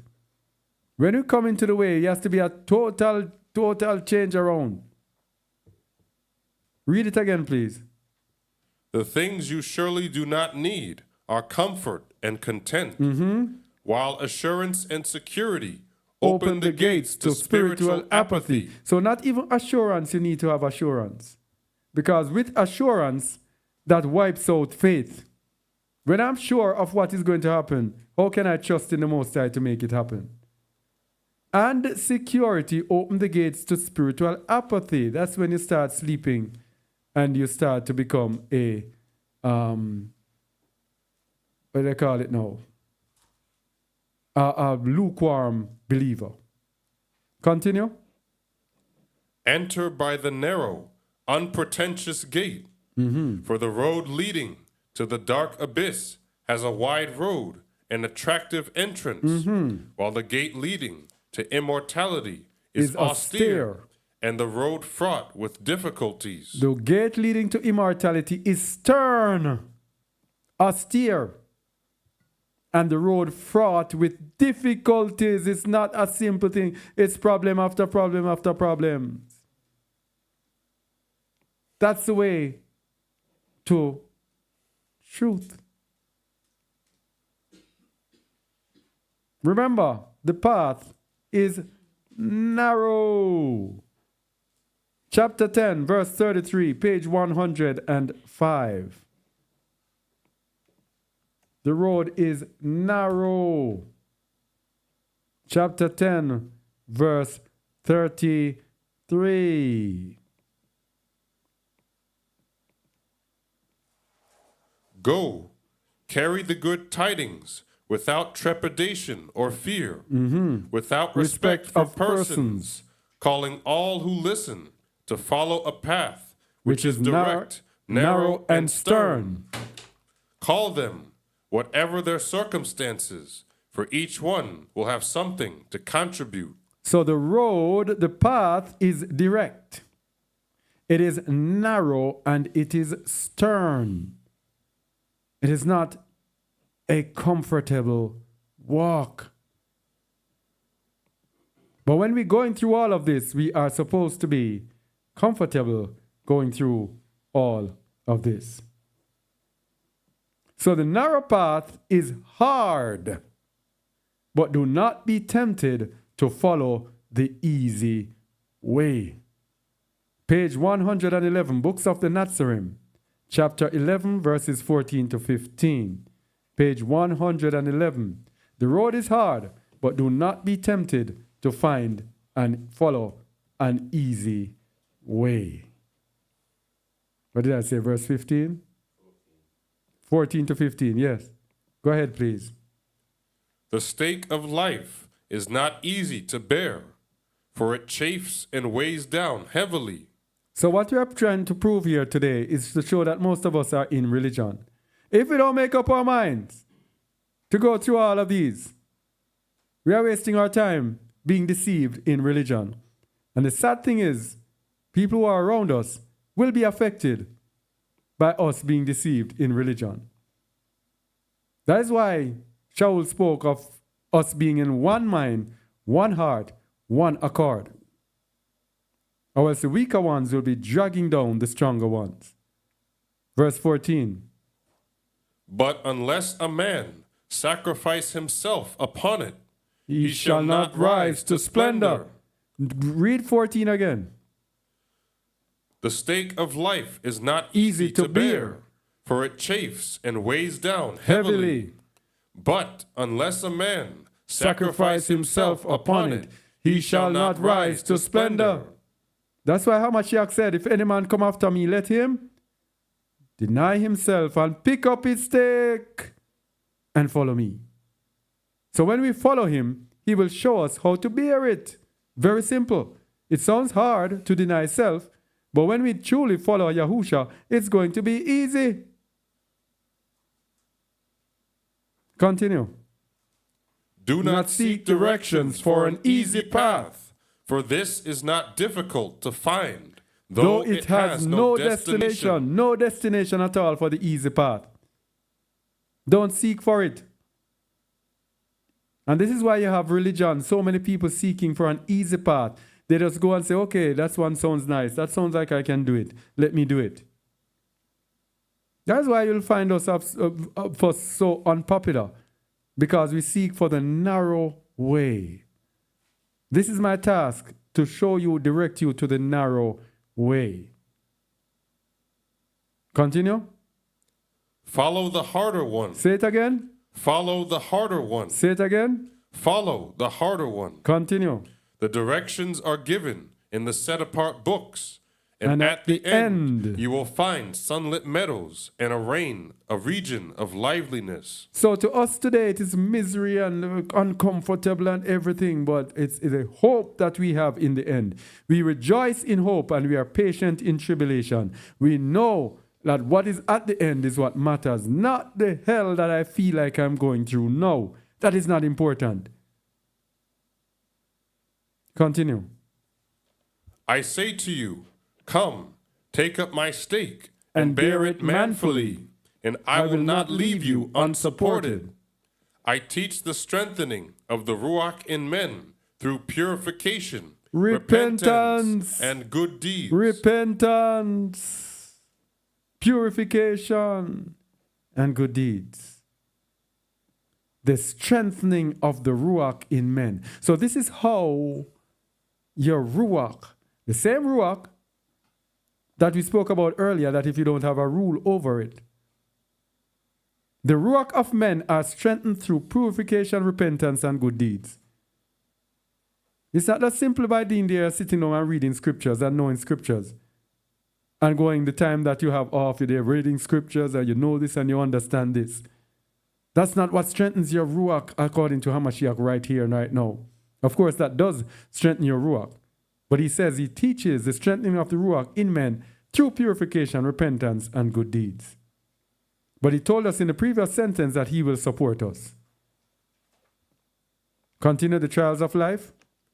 The trials of life are many and take numerous forms, some being easily understood for what they are, but others, coming in the guise of gifts, are not so readily detected. So there are trials that come in the guise of gifts, disguised as gifts. So we have to know the trials, yeah, and how to overcome them. Continue. This is what the prophet said about those who fail to rise above the tests of life. Who fail to rise above the tests. What does he say? Their cuttings will not take root. The winds of Yahuwah will blow upon them, and they will wither, to be borne away by the whirlwind. You see why it's important what we're teaching? You see why it's important?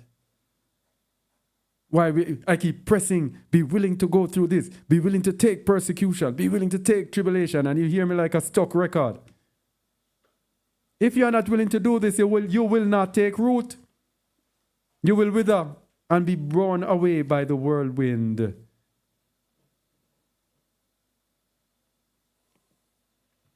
And people, the thing is, when we have these teachings and then by the time we leave the teachings, we forget everything about it. And this is what I hate. And then you see the old person set back in and he said, what? I wasted my time. No change. The narrow path is a path for soldiers, for hardy men. And we need to be made hardy. That's why you go through all of this. It's a training. We are soldiers, spiritual soldiers. We need to be trained. Chapter 14 of the books of the Nazarene. Verse 10, page 131.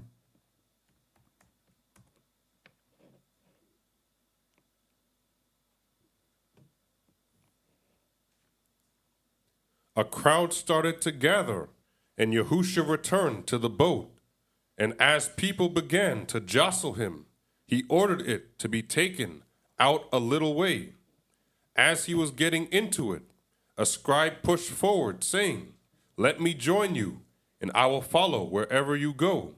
Yahusha said, "Foxes have holes, and birds have nests, but the servant of man has nowhere to lay his head. Not even a board is offered to him here. If you are sincere in your offer, let this be the place of your labors. For you are not a hardy man. For you are not a hardy man. So because he's not hardy, Hamashiach said, come and sleep outside. Because you're not hardy. In other words, you need to be made hardy. You need to become a soldier. Right? For you to be worthy. That's what we're trying to tell people. They're going through all of this. It is for our perfection. But what changed? What changed in our people? Not in us, in our people. Babylon. You see the Babylonian captivity? That is why we are where we are, and we are how we are.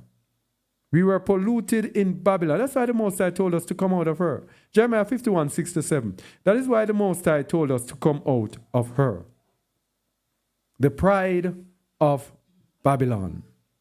Let me tell you something. The hallmark, the bottom line of the problems in assemblies today, I can guarantee you, wherever believers are gathered, it's going to be pride.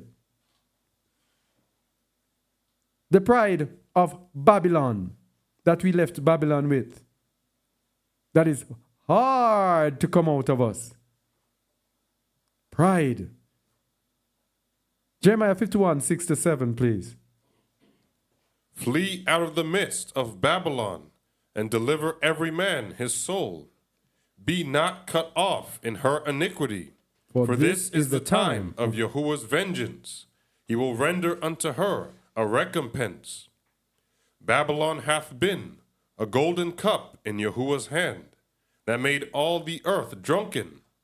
The nations have drunken of her wine, therefore the nations are mad.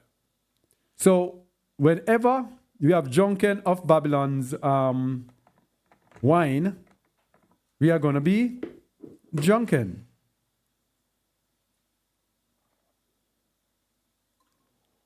And we have drunken of Babylon's wine from we were born. And we inherited it from our parents. All right? So this drunkenness is upon us. And Babylon we are or have been made mad like the rest of Babylon. But we must leave Babylon's pride behind. We cannot serve Yahuwah in pride. Proverbs 16:5. We cannot serve Yahuwah in pride. Because Yahuwah hates the proud. Proverbs 16:5.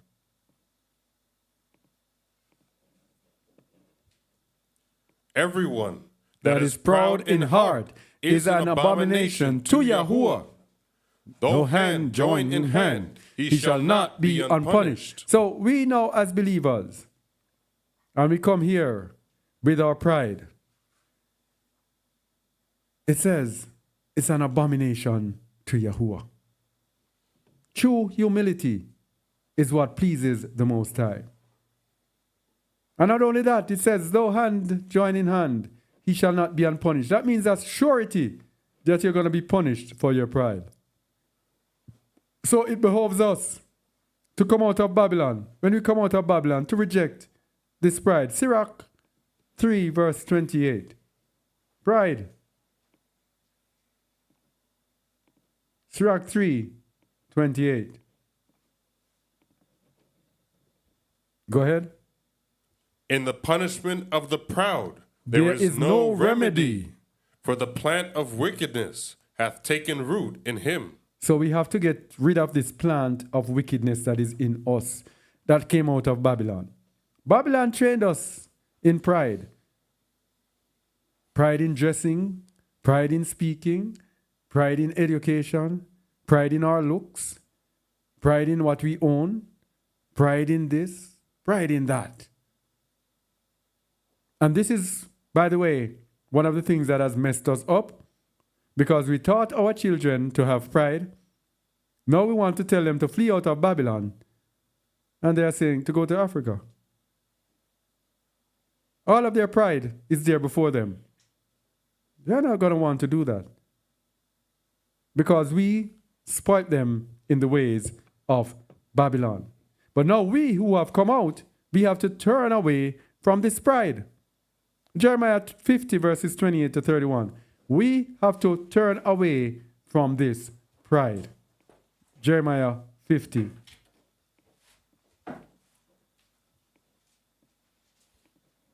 Yes?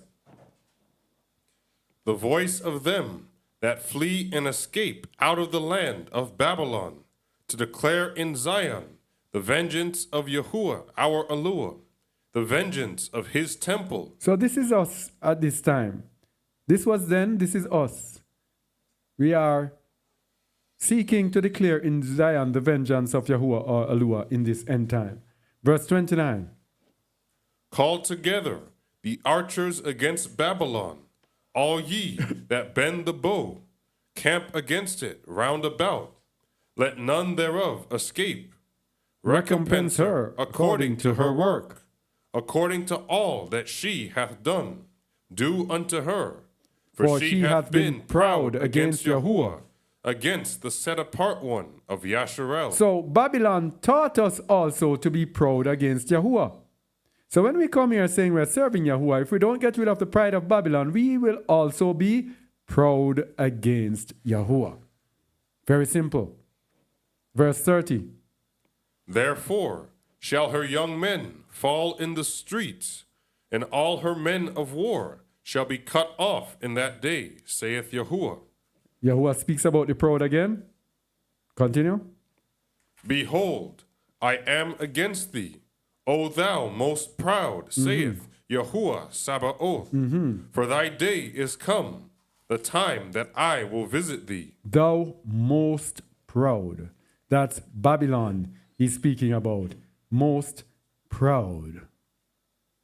So, when we gather out of Babylon, we must gather in meekness. Remember, we said meekness is humility. Not false humility. Humility. So when Zephaniah 2, 1 to 3 says this, gather yourselves together. Let's go there. It's in meekness we must be gathered. Why do we think the Most High stipulated meekness in this? Because we cannot gather in pride. If we gather in pride, there's going to be hell among us. Read, please.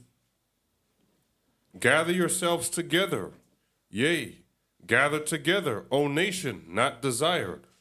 Before the decree bring forth, before the day pass as the chaff, before the fierce anger of Yahuwah come upon you, before the day of Yahuwah's anger come upon you. Verse 3. Seek ye Yahuwah, all ye meek of the earth. The meek must seek him, not the proud. Read 3 again, please. Seek ye Yahuwah, all ye meek of the earth, which have wrought his judgment. Seek righteousness. Seek meekness. It may be. Ye shall be hid in the day of Yahuwah's anger. It's meekness that we must seek, people. Meekness. Humility. To be humble before him. Yes? So, these things are mixed up. These styles are mixed up. We're speaking about what changed. We can avoid this one. We can go over that one. I'll leave it on the screen so that if you want to check out the scriptures, what changed, the new path, because we're looking at the different believers and how they got where they got. So these are about the curses, Deuteronomy 28 to 29. And the curse of Christianity, we looked at Deuteronomy 28, 63 to 64. That shows you the prophesied curses that brought us to Christianity. And what changed, the new part, the false teachings of Christianity. Wow, so many.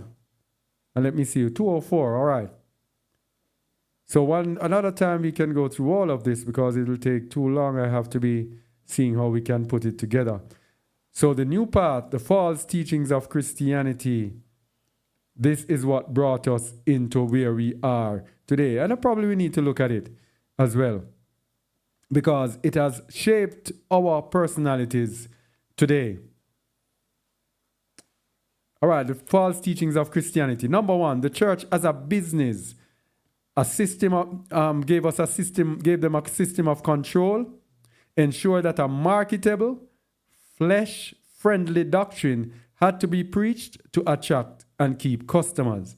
So that kept us fleshly and ensured that believers would not even think about denying themselves. Another false doctrine, once saved, always saved. False teachings. So that changed the whole order because this is not what the believers believed in initially. Another one, we don't have to be perfect. All of these are excuses that move us away from how the old path used to be. Another one is entitlement. The church became a social club. As long as you're a Christian, you will be raptured away. So no going through all of that. What we want to look in the back of our heads, that is why we are how we are. This is how we take it the Most High trivially. Because these things have been in us. We have grown. We have seen people living this. Now we are brought out of the way. These things are still in our psyche. Another one is spiritual yasharal. True yasharal does not matter anymore. So anyone comes and does anything that they feel like. So because spiritual yasharal does not matter anymore, the Torah does not matter, the law doesn't matter, nothing doesn't matter. Another one that they do, they honor the Jews in yasharal as Israelites without questioning it. Because if you question it, they say that you're against the Most High. That is another one that has brought many people into false doctrines, all right? Another one is we've done the Most High a favor by accepting Yahusha or accepting Jesus. So he has to take care of me and bless me. The more material things I acquire, the more he loves me. So we have believers today, these material things kind of hard to get rid of material things. God is all good. They forget everything about his judgments. So we take our eyes off Yahuwah and our focus is on this good God. Even though we come into the way, we still have this thing about God being good. It's still in the back of our minds. We forget about the judgments of Yahuwah. Like for us, we forget that it is the same Yahuwah that brought the children of Israel out of Egypt but did not let them go into the promised land. We forget everything about that. Oh, Yahuwah is going to bless me. Oh, Yahuwah is going to do this. Yahuwah is going to do that. And then another thing with Christianity, hyper grace. Grace on steroids. Oh, it's all about grace. Nothing to do with judgment. Nothing to do with obedience or accountability. And this leads to a myriad of sins. Because Jesus paid it all. Hyper grace. Another thing is hyper mercy. Hyper mercy means we take him and his word for granted. So everything, oh, Yahuwah is merciful. Oh, he's merciful. So we take his grace for granted and we go on going and transgressing against him. That is why people, all of these things we might say, yes, we're out of Christianity, but these things are back in our psyche. We focus a lot on these things and never, ever have the fear of Yahuwah. This is the fear of Yahuwah taken away by all of these things. We are not taught to truly deny self in Christianity. So when we come now and we say deny self, it sounds so strange. And when we say it, it just goes through one ear to one person and go through to the other. And go through the other. When Mashiach said, if you don't do it, then you can't follow me. If any man come after me, and yet still, it is not held on to. In Christianity, sin is accepted and embraced to make all feel comfortable that they can continue chasing the things of the flesh. So they will come and tell, oh, are you righteous? Okay, no, we have all sinned. and everyone embraces sin. I was watching a video and we were speaking the other day. Today, I think I glimpsed it. And it was a street preaching by the Hebrew Israelite. And the Christian pastor said, yes, he sins. And it is okay because he has Jesus. The same thing. Sin is accepted and embraced to make all feel comfortable. Another one is if it is okay if we have flaws. We all have flaws. We are all sin. We are all not perfect. We are all sinful. Are you perfect? So we don't have to get it right. It is that assurance that comes from Christianity. That assurance that, hey, he's merciful. Everybody has flaws. When I look around, I see everybody with flaws. So I don't have to get it right. So, we spoke about followers of the way as well. We spoke about that before. So we no longer believe that we must have the mind of Hamashiach. Even though we say it. So for example, with the Hebrew Israelites again, they speak about Yahusha, but they do not live him. They do not teach that you must have the mind of Hamashiach. Because all of those false doctrines, we have grown up with them. And we will see, yes, those are the things of Christianity. We will go past a couple of them and we say we don't do this and we don't do that. But some of them are riveted in us. We have to come out of Babylon. Philippians 2 from verse 2.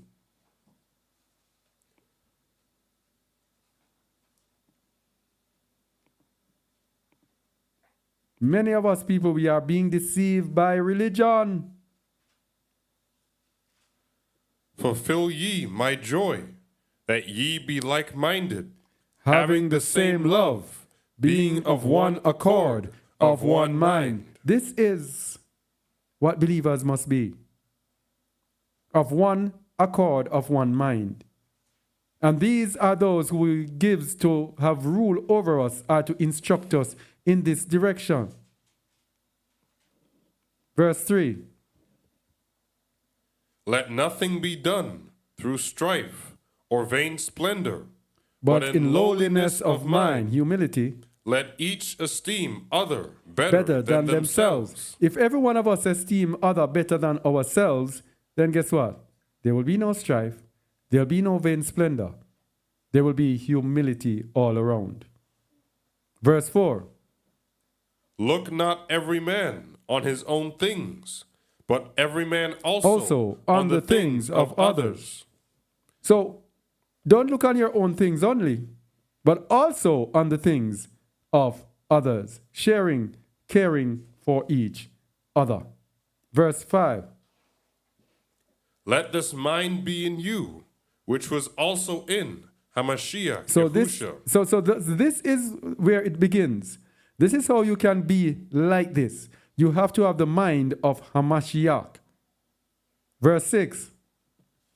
Who, being in the form of Eluah, thought it not robbery to be equal with Eluah, but made himself of no reputation, and took upon him the form of a servant, and was made in the likeness of men.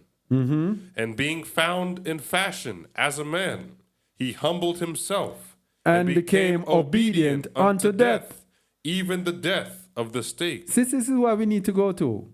Humility. Humility.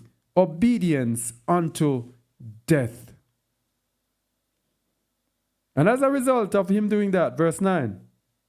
Wherefore Eluah also hath highly exalted him, and given him a name which is above every name, that at the name of Yahusha every knee should bow, of things in heaven, and things in earth, and things under the earth, and that every tongue should confess that Yahusha HaMashiach is master, to the splendor of Eluah the Next Father. verse now. Verse 12.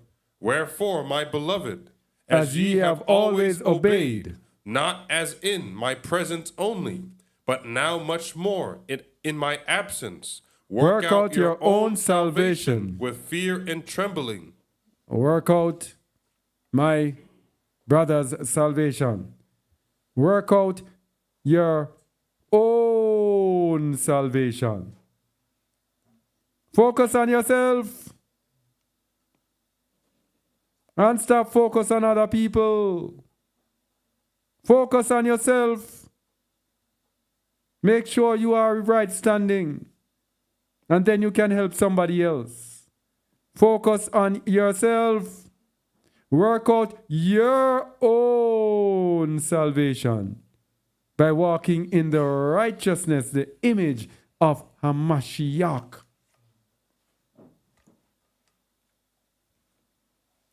Verse 13. For it is Eluah which worketh in you, both to will and to do of his good pleasure. Do all things without murmurings and disputings. Repeat that, please. Do all things without murmurings and disputings. Man. Murmurings and disputings.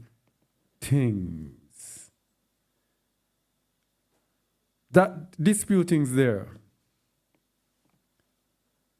is dialogismos. Dialogismos, so that comes from dialogue. Discussion, that is internal consideration, by implication purpose, or external debate. Dispute, doubtful, doubting, imagination, reasoning, thought. So you do everything without having to discuss or debate or anything. Just humbly do things and without murmurings. That murmurings there means grumbling, grudging. Verse 15. That ye may be blameless and harmless, the sons of Eluah, without rebuke, in the midst of a crooked and perverse nation, among whom ye shine as lights in the world, holding forth the word of life, that I may rejoice in the day of Hamashiach, that I have not run in vain, neither labored in vain. So the only way for you to blameless and be harmless, work out your own salvation with fear and trembling. Do all things without murmurings and disputings. Then you will be blameless and harmless. The sons of Eluah.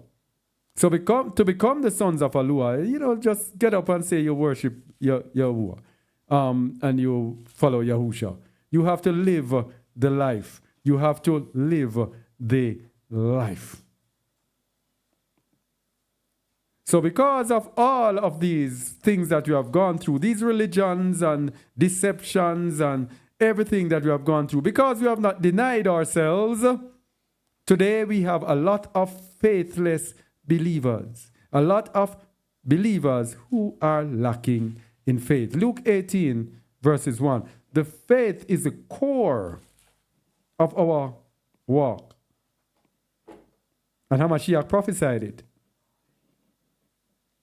Read it, please. And he spake a parable unto them to this end, that men ought always to pray and not to faint. So if we have a problem, we go pray. Simple, and not to faint. To faint means to to feel hopeless, lacking in faith. Continue. Saying, there was in a city a judge, which feared not Eluah, neither regarded man. And there was a widow in that city, and she came unto him, saying, avenge me of mine adversary.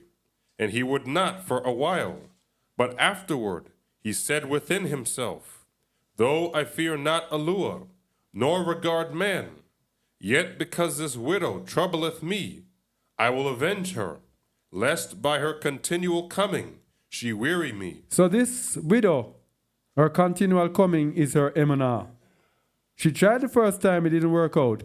She didn't give up. She kept coming over and over and over. Continue. Verse 6.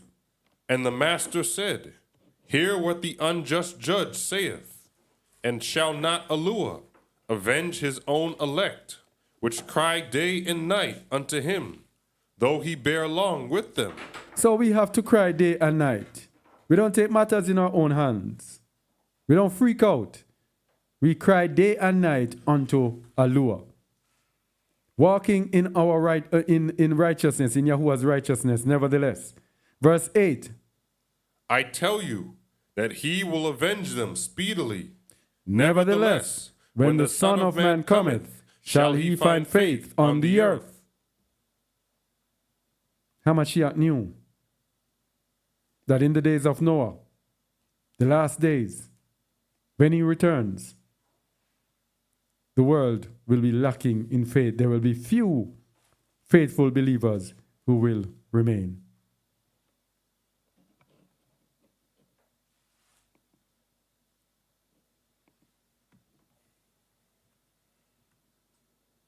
So today, we have a lot of faithless believers. We also have numerous self-centered believers. Same Luke 18, self-centered believers, verses 9 to 14. Read it, please. And he spake this parable unto certain which trusted in themselves that they were righteous, and despised others. 2 men went up into the temple to pray, the one a Pharisee, and the other a publican. The Pharisee stood and prayed thus with himself, Allure, I thank thee that I am not as other men are, extortioners, unjust, adulterers, or even as this publican. I fast twice in the week. I give tithes of all that I possess. And the publican, standing afar off, would not lift up so much as his eyes unto heaven, but smote upon his breast, saying, Allure, be merciful to me, a sinner. I tell you, this man went down to his house justified rather than the other. For everyone that exalteth himself shall be abased, and he that humbleth himself shall be exalted. A lot of self-centered believers, self-centered and self-righteous.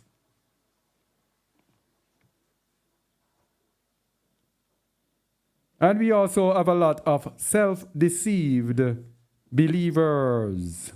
Self-deceived. James 1, 16 to 25.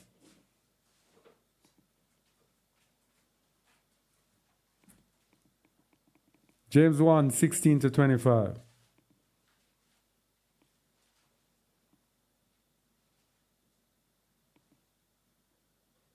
Go ahead, please. Do not err, my beloved brethren. Every good gift and every perfect gift is from above, and cometh down from the Father of lights, with whom is no variableness, neither shadow of turning. Of his own will begat he us with the word of truth, that we should be a kind of first fruits of his creatures. Verse 19. Wherefore, my beloved brethren, let every man be swift to hear, slow to speak, slow to wrath. For the wrath... Swift to hear, slow to speak, slow to wrath. Continue.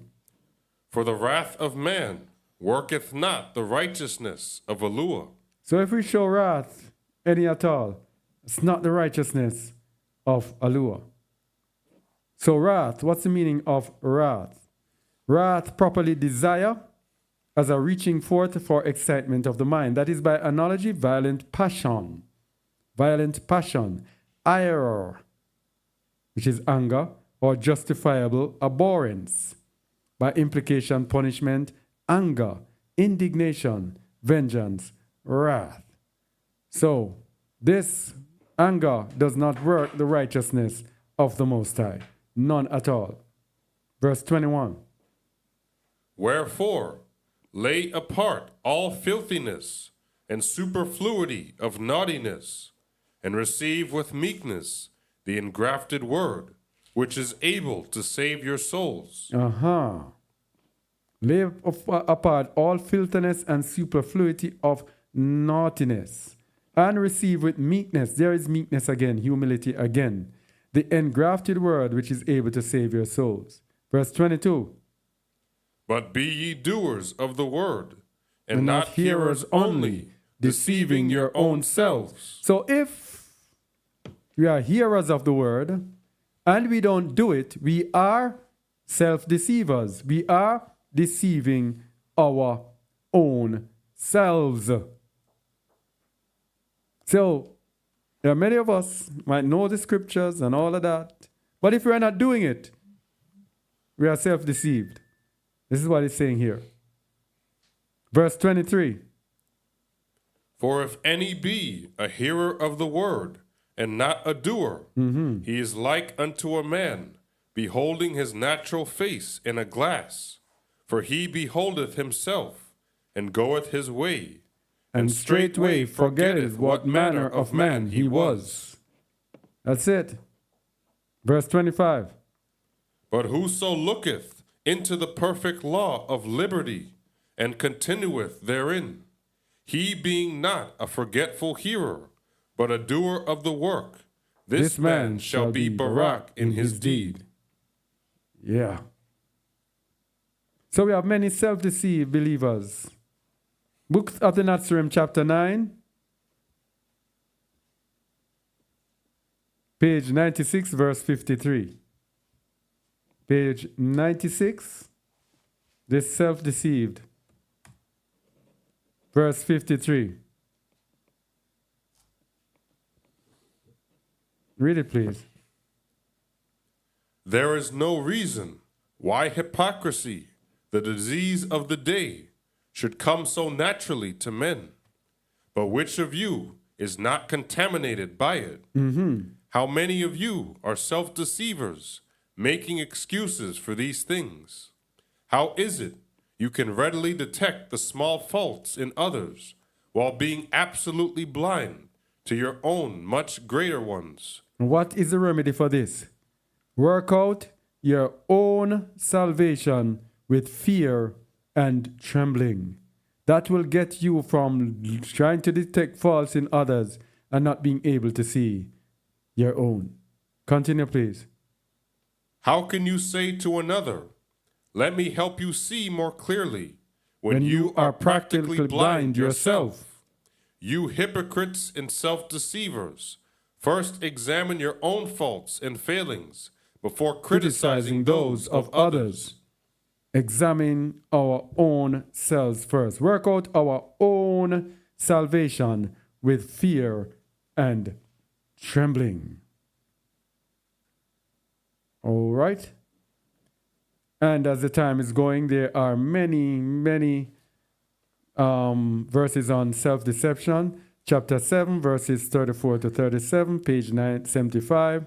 You can read it yourself. Chapter 9, verse 46, page 94.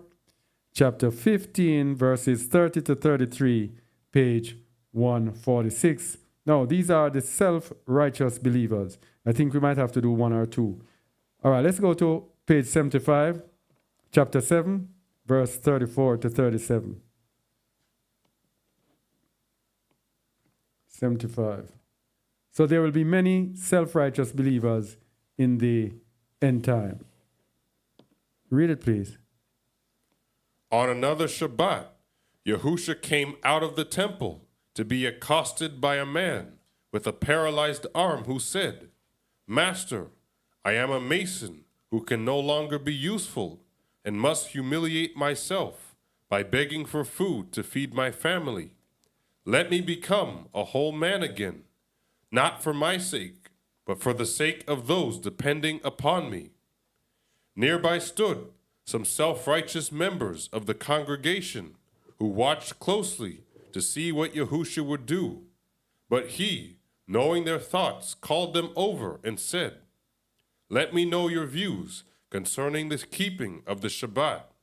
Should good be done when it would be uncharitable to leave it undone? They said, We abide by the Torah, as it is interpreted for us by those knowing better than we.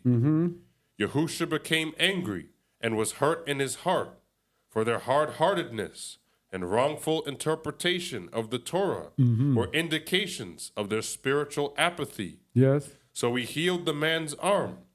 The self-righteous see no wrong in themselves, only in others, and they interpret all things to accord with their own You convenience. see? See no wrong in themselves, only in others, and interpret all things to accord with their own convenience.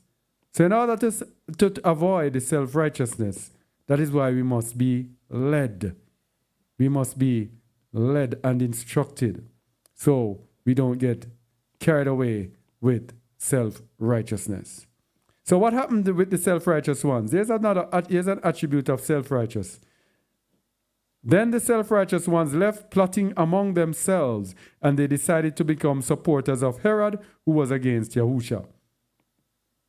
The effect of self-righteousness, they plotted and planned and sided with his enemy against Yahusha. And here's why they do it. They said, read from they said, Let us set a trap for this troublemaker who condemns our ways. how dare you condemn our way? Continue. He reproaches us for wrongdoing when we simply obey the Torah and accuses us of things which he declares to be sinful, but which are not more than natural weaknesses of men. So look at this. They were looking at Yahusha healing on the Shabbat. But when it comes to their faults, they said their faults are the natural weaknesses of men. Yet still, they had a problem with a man being healed. This is the danger of self-righteousness.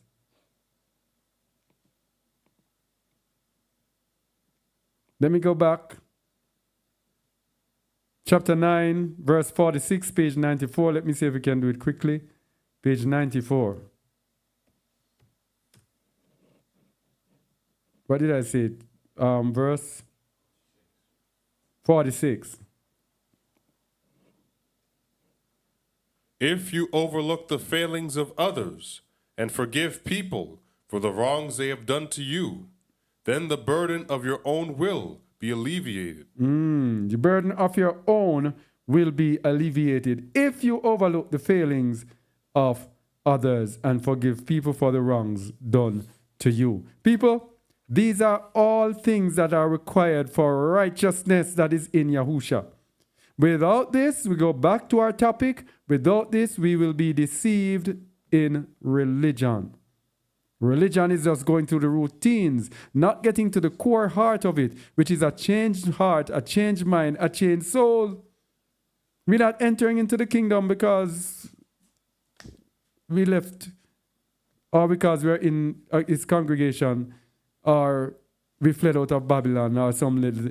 We enter into the kingdom when we are transformed from the old person into a new person full of righteousness, following Yahusha in the image of Yahusha.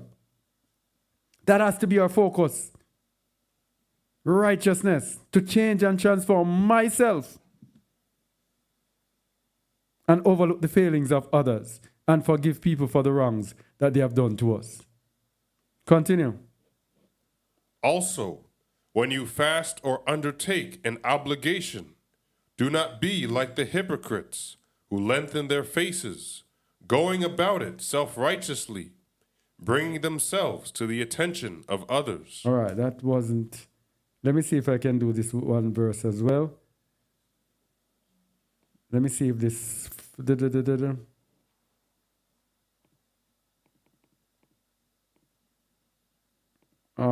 me see if this... Or we can go with that. All right, no, we can leave that behind. You can look at that one yourself. All right. Page 105. Let me see what's there. What did I say there?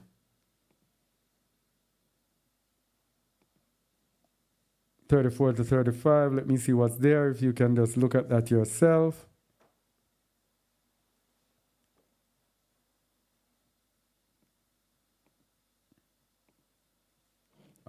right.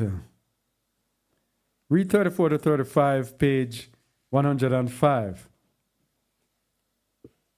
Then Yehochanan said, Master, you have taught us many things, and armed our wits. You have taught us how to act towards those who believe in your cause, and those who do not. Yet even among those who most conscientiously follow your way, even among those who should be brothers, is found jealousy, pettiness, envy, and selfishness. So all of these things are going to be among the assembly. Jealousy, pettiness, envy, and selfishness. Yes? But the question is, how do you deal with it? How do you deal with it? Verse 35. Yahusha said, These things are the challenge of life, and inseparable from the present rule of man. The test. The test is your ability to change them. To change them.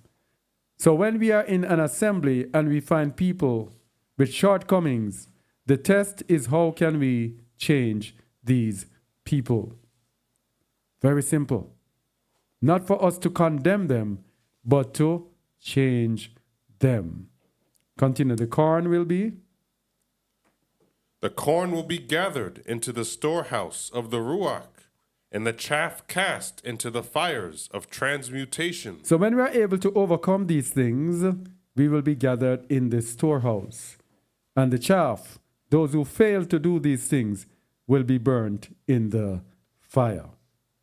Very, very scary indeed. So when we find shortcomings in other believers, our test is not to condemn them, but to change them. Colossians 3, verses 12 to 47.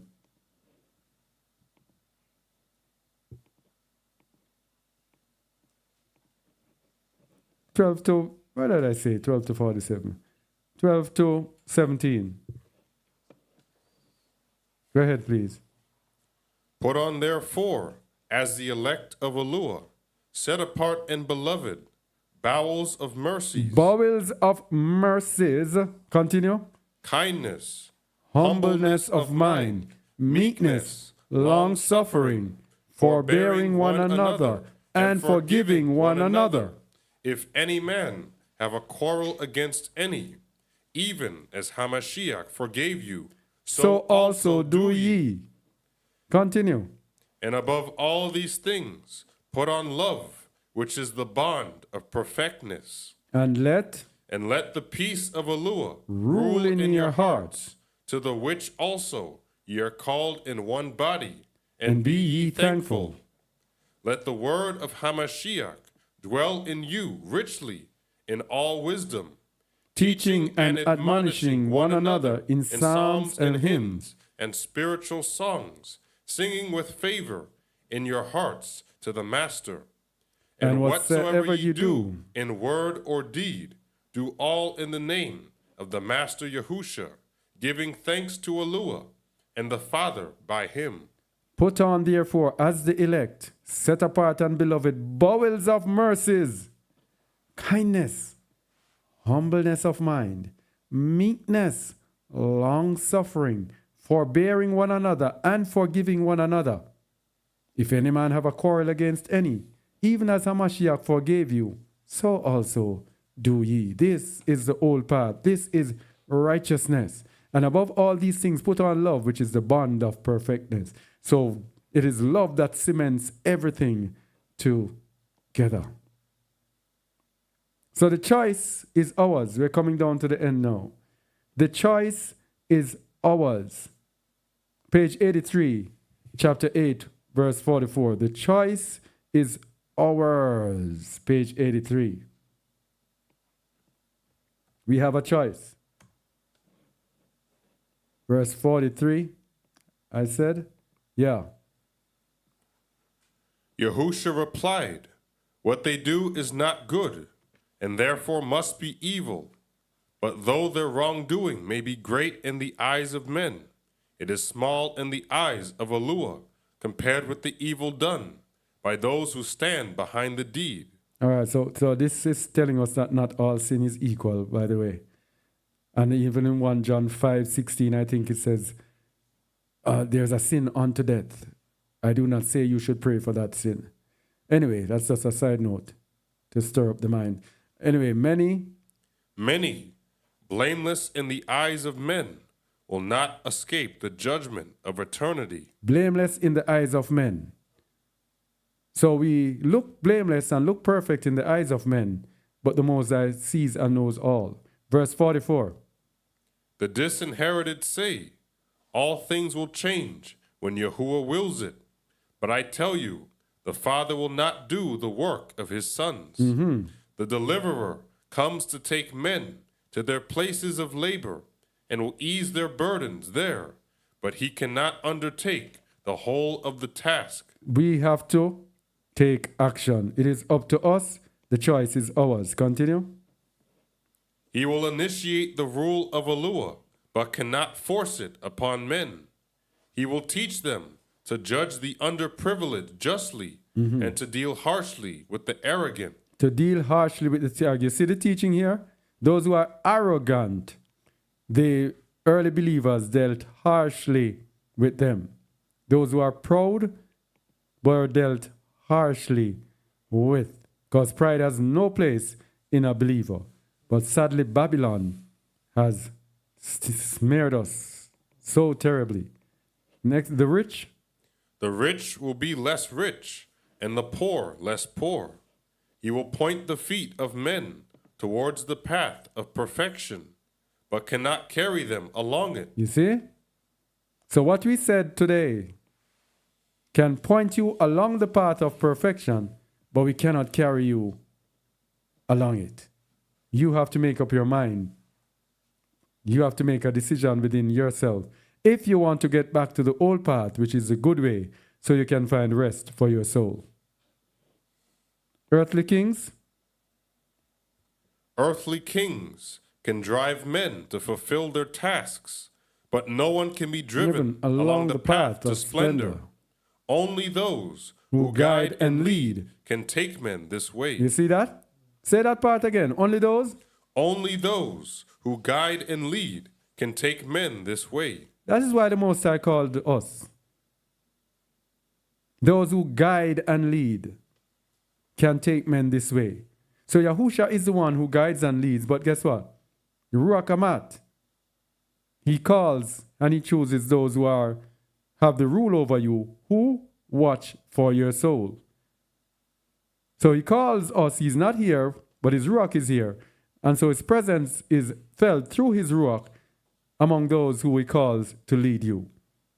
Only those who guide and lead can take men this way.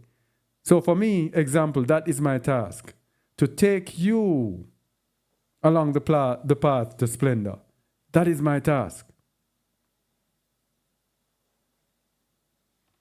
And that is why I say, follow the leader.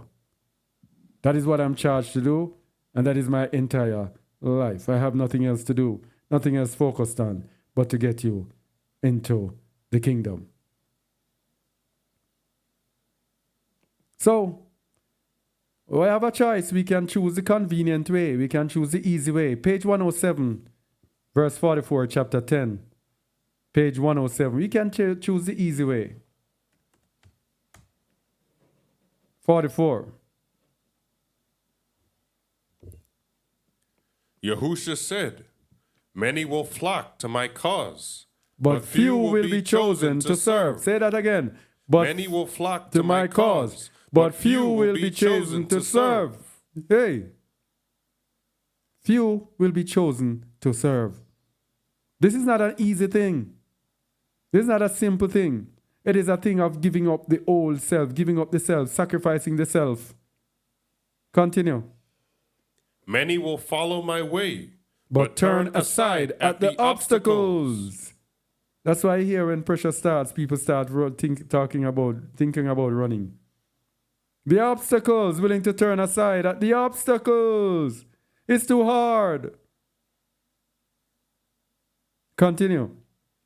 For if any man believes, but fails to put his belief into practice, it will be profitless to him. You'll be wasting your time in religion. You say you believe. but your lifestyle is not manifesting what you say you believe. You say you believe, but you're not showing that you believe. Read from 4 again, please. For if any man believes. For if any man believes, but fails to put his belief into practice, it will be profitless to him. All right, continue. If anyone take one part of my teachings, shunning the sterner and more inconvenient, the rest will serve no purpose. But every single sentence here is a danger, is a dagger. If anyone take one part of my teachings and you shun the sterner and more inconvenient, it says the rest will serve no purpose. It will not be futile to you. You have to take all of his teachings, whether it feels good or not. For it is in the nature of men. For it is in the nature of men to accept the easy path and turn aside from the harder one. Continue. But there is something in each which tells him this is wrong. Everyone has a spark within which, fanned by the wind of dedication, will kindle the flame of splendor. So dedication to the task. That is what will get us into splendor. Yes? So remember, Hamashiach is coming back for an assembly.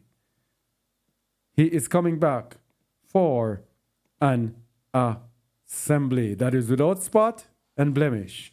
Ephesians 5:25 to 27. We looked at that already. And 2 Peter 3, verse 14. Read 2 Peter 3, verse 14.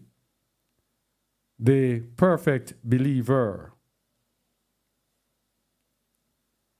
Wherefore, beloved, seeing that ye look for such things, be diligent that ye may be found of him in peace, without spot and blameless. He's coming back for an assembly that is in peace, without spot and blameless. So let's get the conclusion of the whole matter, all of what we are presenting today. Here is the conclusion, chapter 9, verses 30 to 34, page 91. This is the conclusion. Yeah, books of the Nazarene. Verse 30 to 30, what did I say? To 34. Read it, please. Woe to all who hear my words, but twist their meaning to suit their convenience. If a man says he is with me, but does not abide by my teachings, then he is a hypocrite.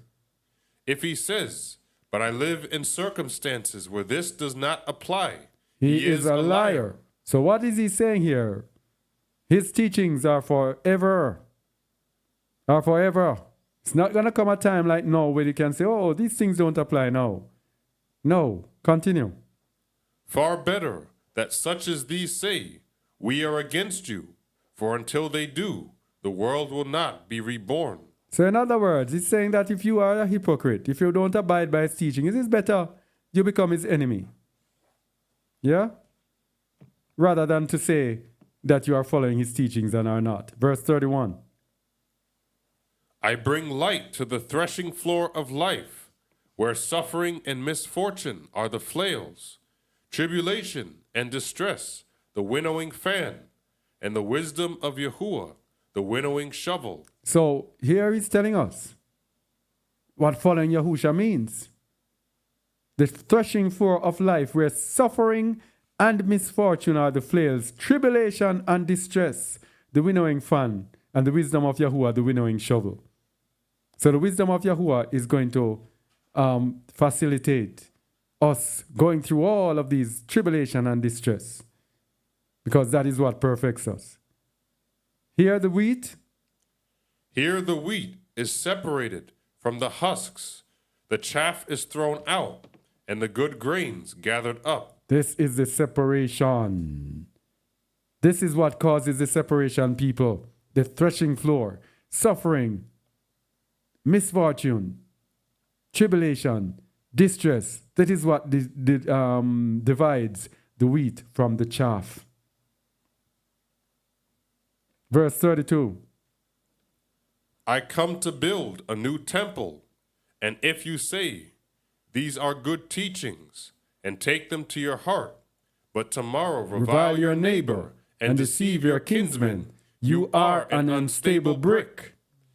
If the temple be built with such material, surely it will collapse, and those within will perish. Is it not better if it were never built? If you say, but I am weak, then examine your defects And take the first step to stability. But examination is a waste of time unless leading to rectification. Whoa. If you say, but I am weak, then examine your defects and take the first step to stability. But it is a waste of time to examine yourself unless you are going to change. Waste of time to examine yourself unless you are going to change. Verse 33. I call you to serve no mean cause, but to stand beside me and claim your inheritance. We can only claim our inheritance if we stand beside him, if we are like him. Continue. Those who dispute the claim are the ones I reject, and you must set your faces against them, even as I do. You see? Sometimes when believers, it says you must set your faces against them, those who dispute the claim. We continue. Come and inherit the incorruptible splendor which is in heaven, even as flesh is on earth. The way is narrow and difficult, for no one who has not been tempted and tried can attain his reward. Whoa. No one who has not been tempted and tried can attain his reward. None. You have to go through the fire. Verse 34. He that is near me is close to a blazing fire And may get burned. But he who withdraws from the heat Withdraws from heaven. Wow. You have to be willing to go through the fire. Can't even withdraw from the fire. Continue.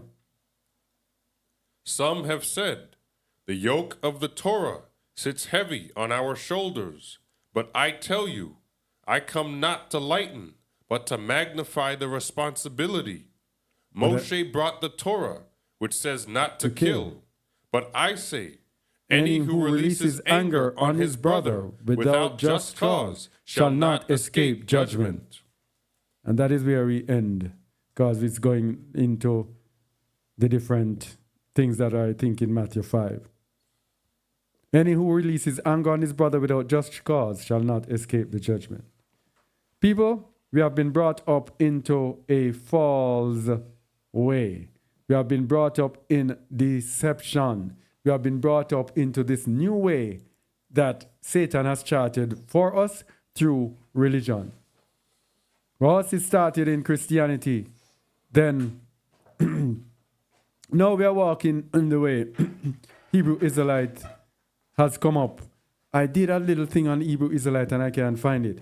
The Hebrew Israelites have come up with their way of straying from the pathway, of straying from Yahusha as well. Followers of the way have found their way to stray away from Yahusha. Yahusha is the stumbling stone. We have to be like him. This book, the books of the Nazarene, will show us how to walk like him, how to be like him, how to ensure that we enter into the kingdom. People, we have to be transformed. We have to throw away and leave that prideful person that came from Babylon, that corrupted person that came from Babylon through its school system and religious system and socializing and every single thing that came out of Babylon. Yes? Today we presented you with a question, are you deceived in religion? I pray that you went through this carefully and saw the deceptions that are in this world and to see what is the right path. How do we go along the right way? How do we need to live? How can we overcome? And I hope that you will be not only be hearers of the word, as it says, deceiving your own selves, but be doers of the word. Remember, we looked into the fact that in the end, Hamashiach asked, will there be faith on this earth? And so there will be many faithless believers in the end, many self-righteous believers, many self-deceived believers, many believers who are just not walking in the right path. All right? So only hope this was edifying unto you. And thank you. And shalom.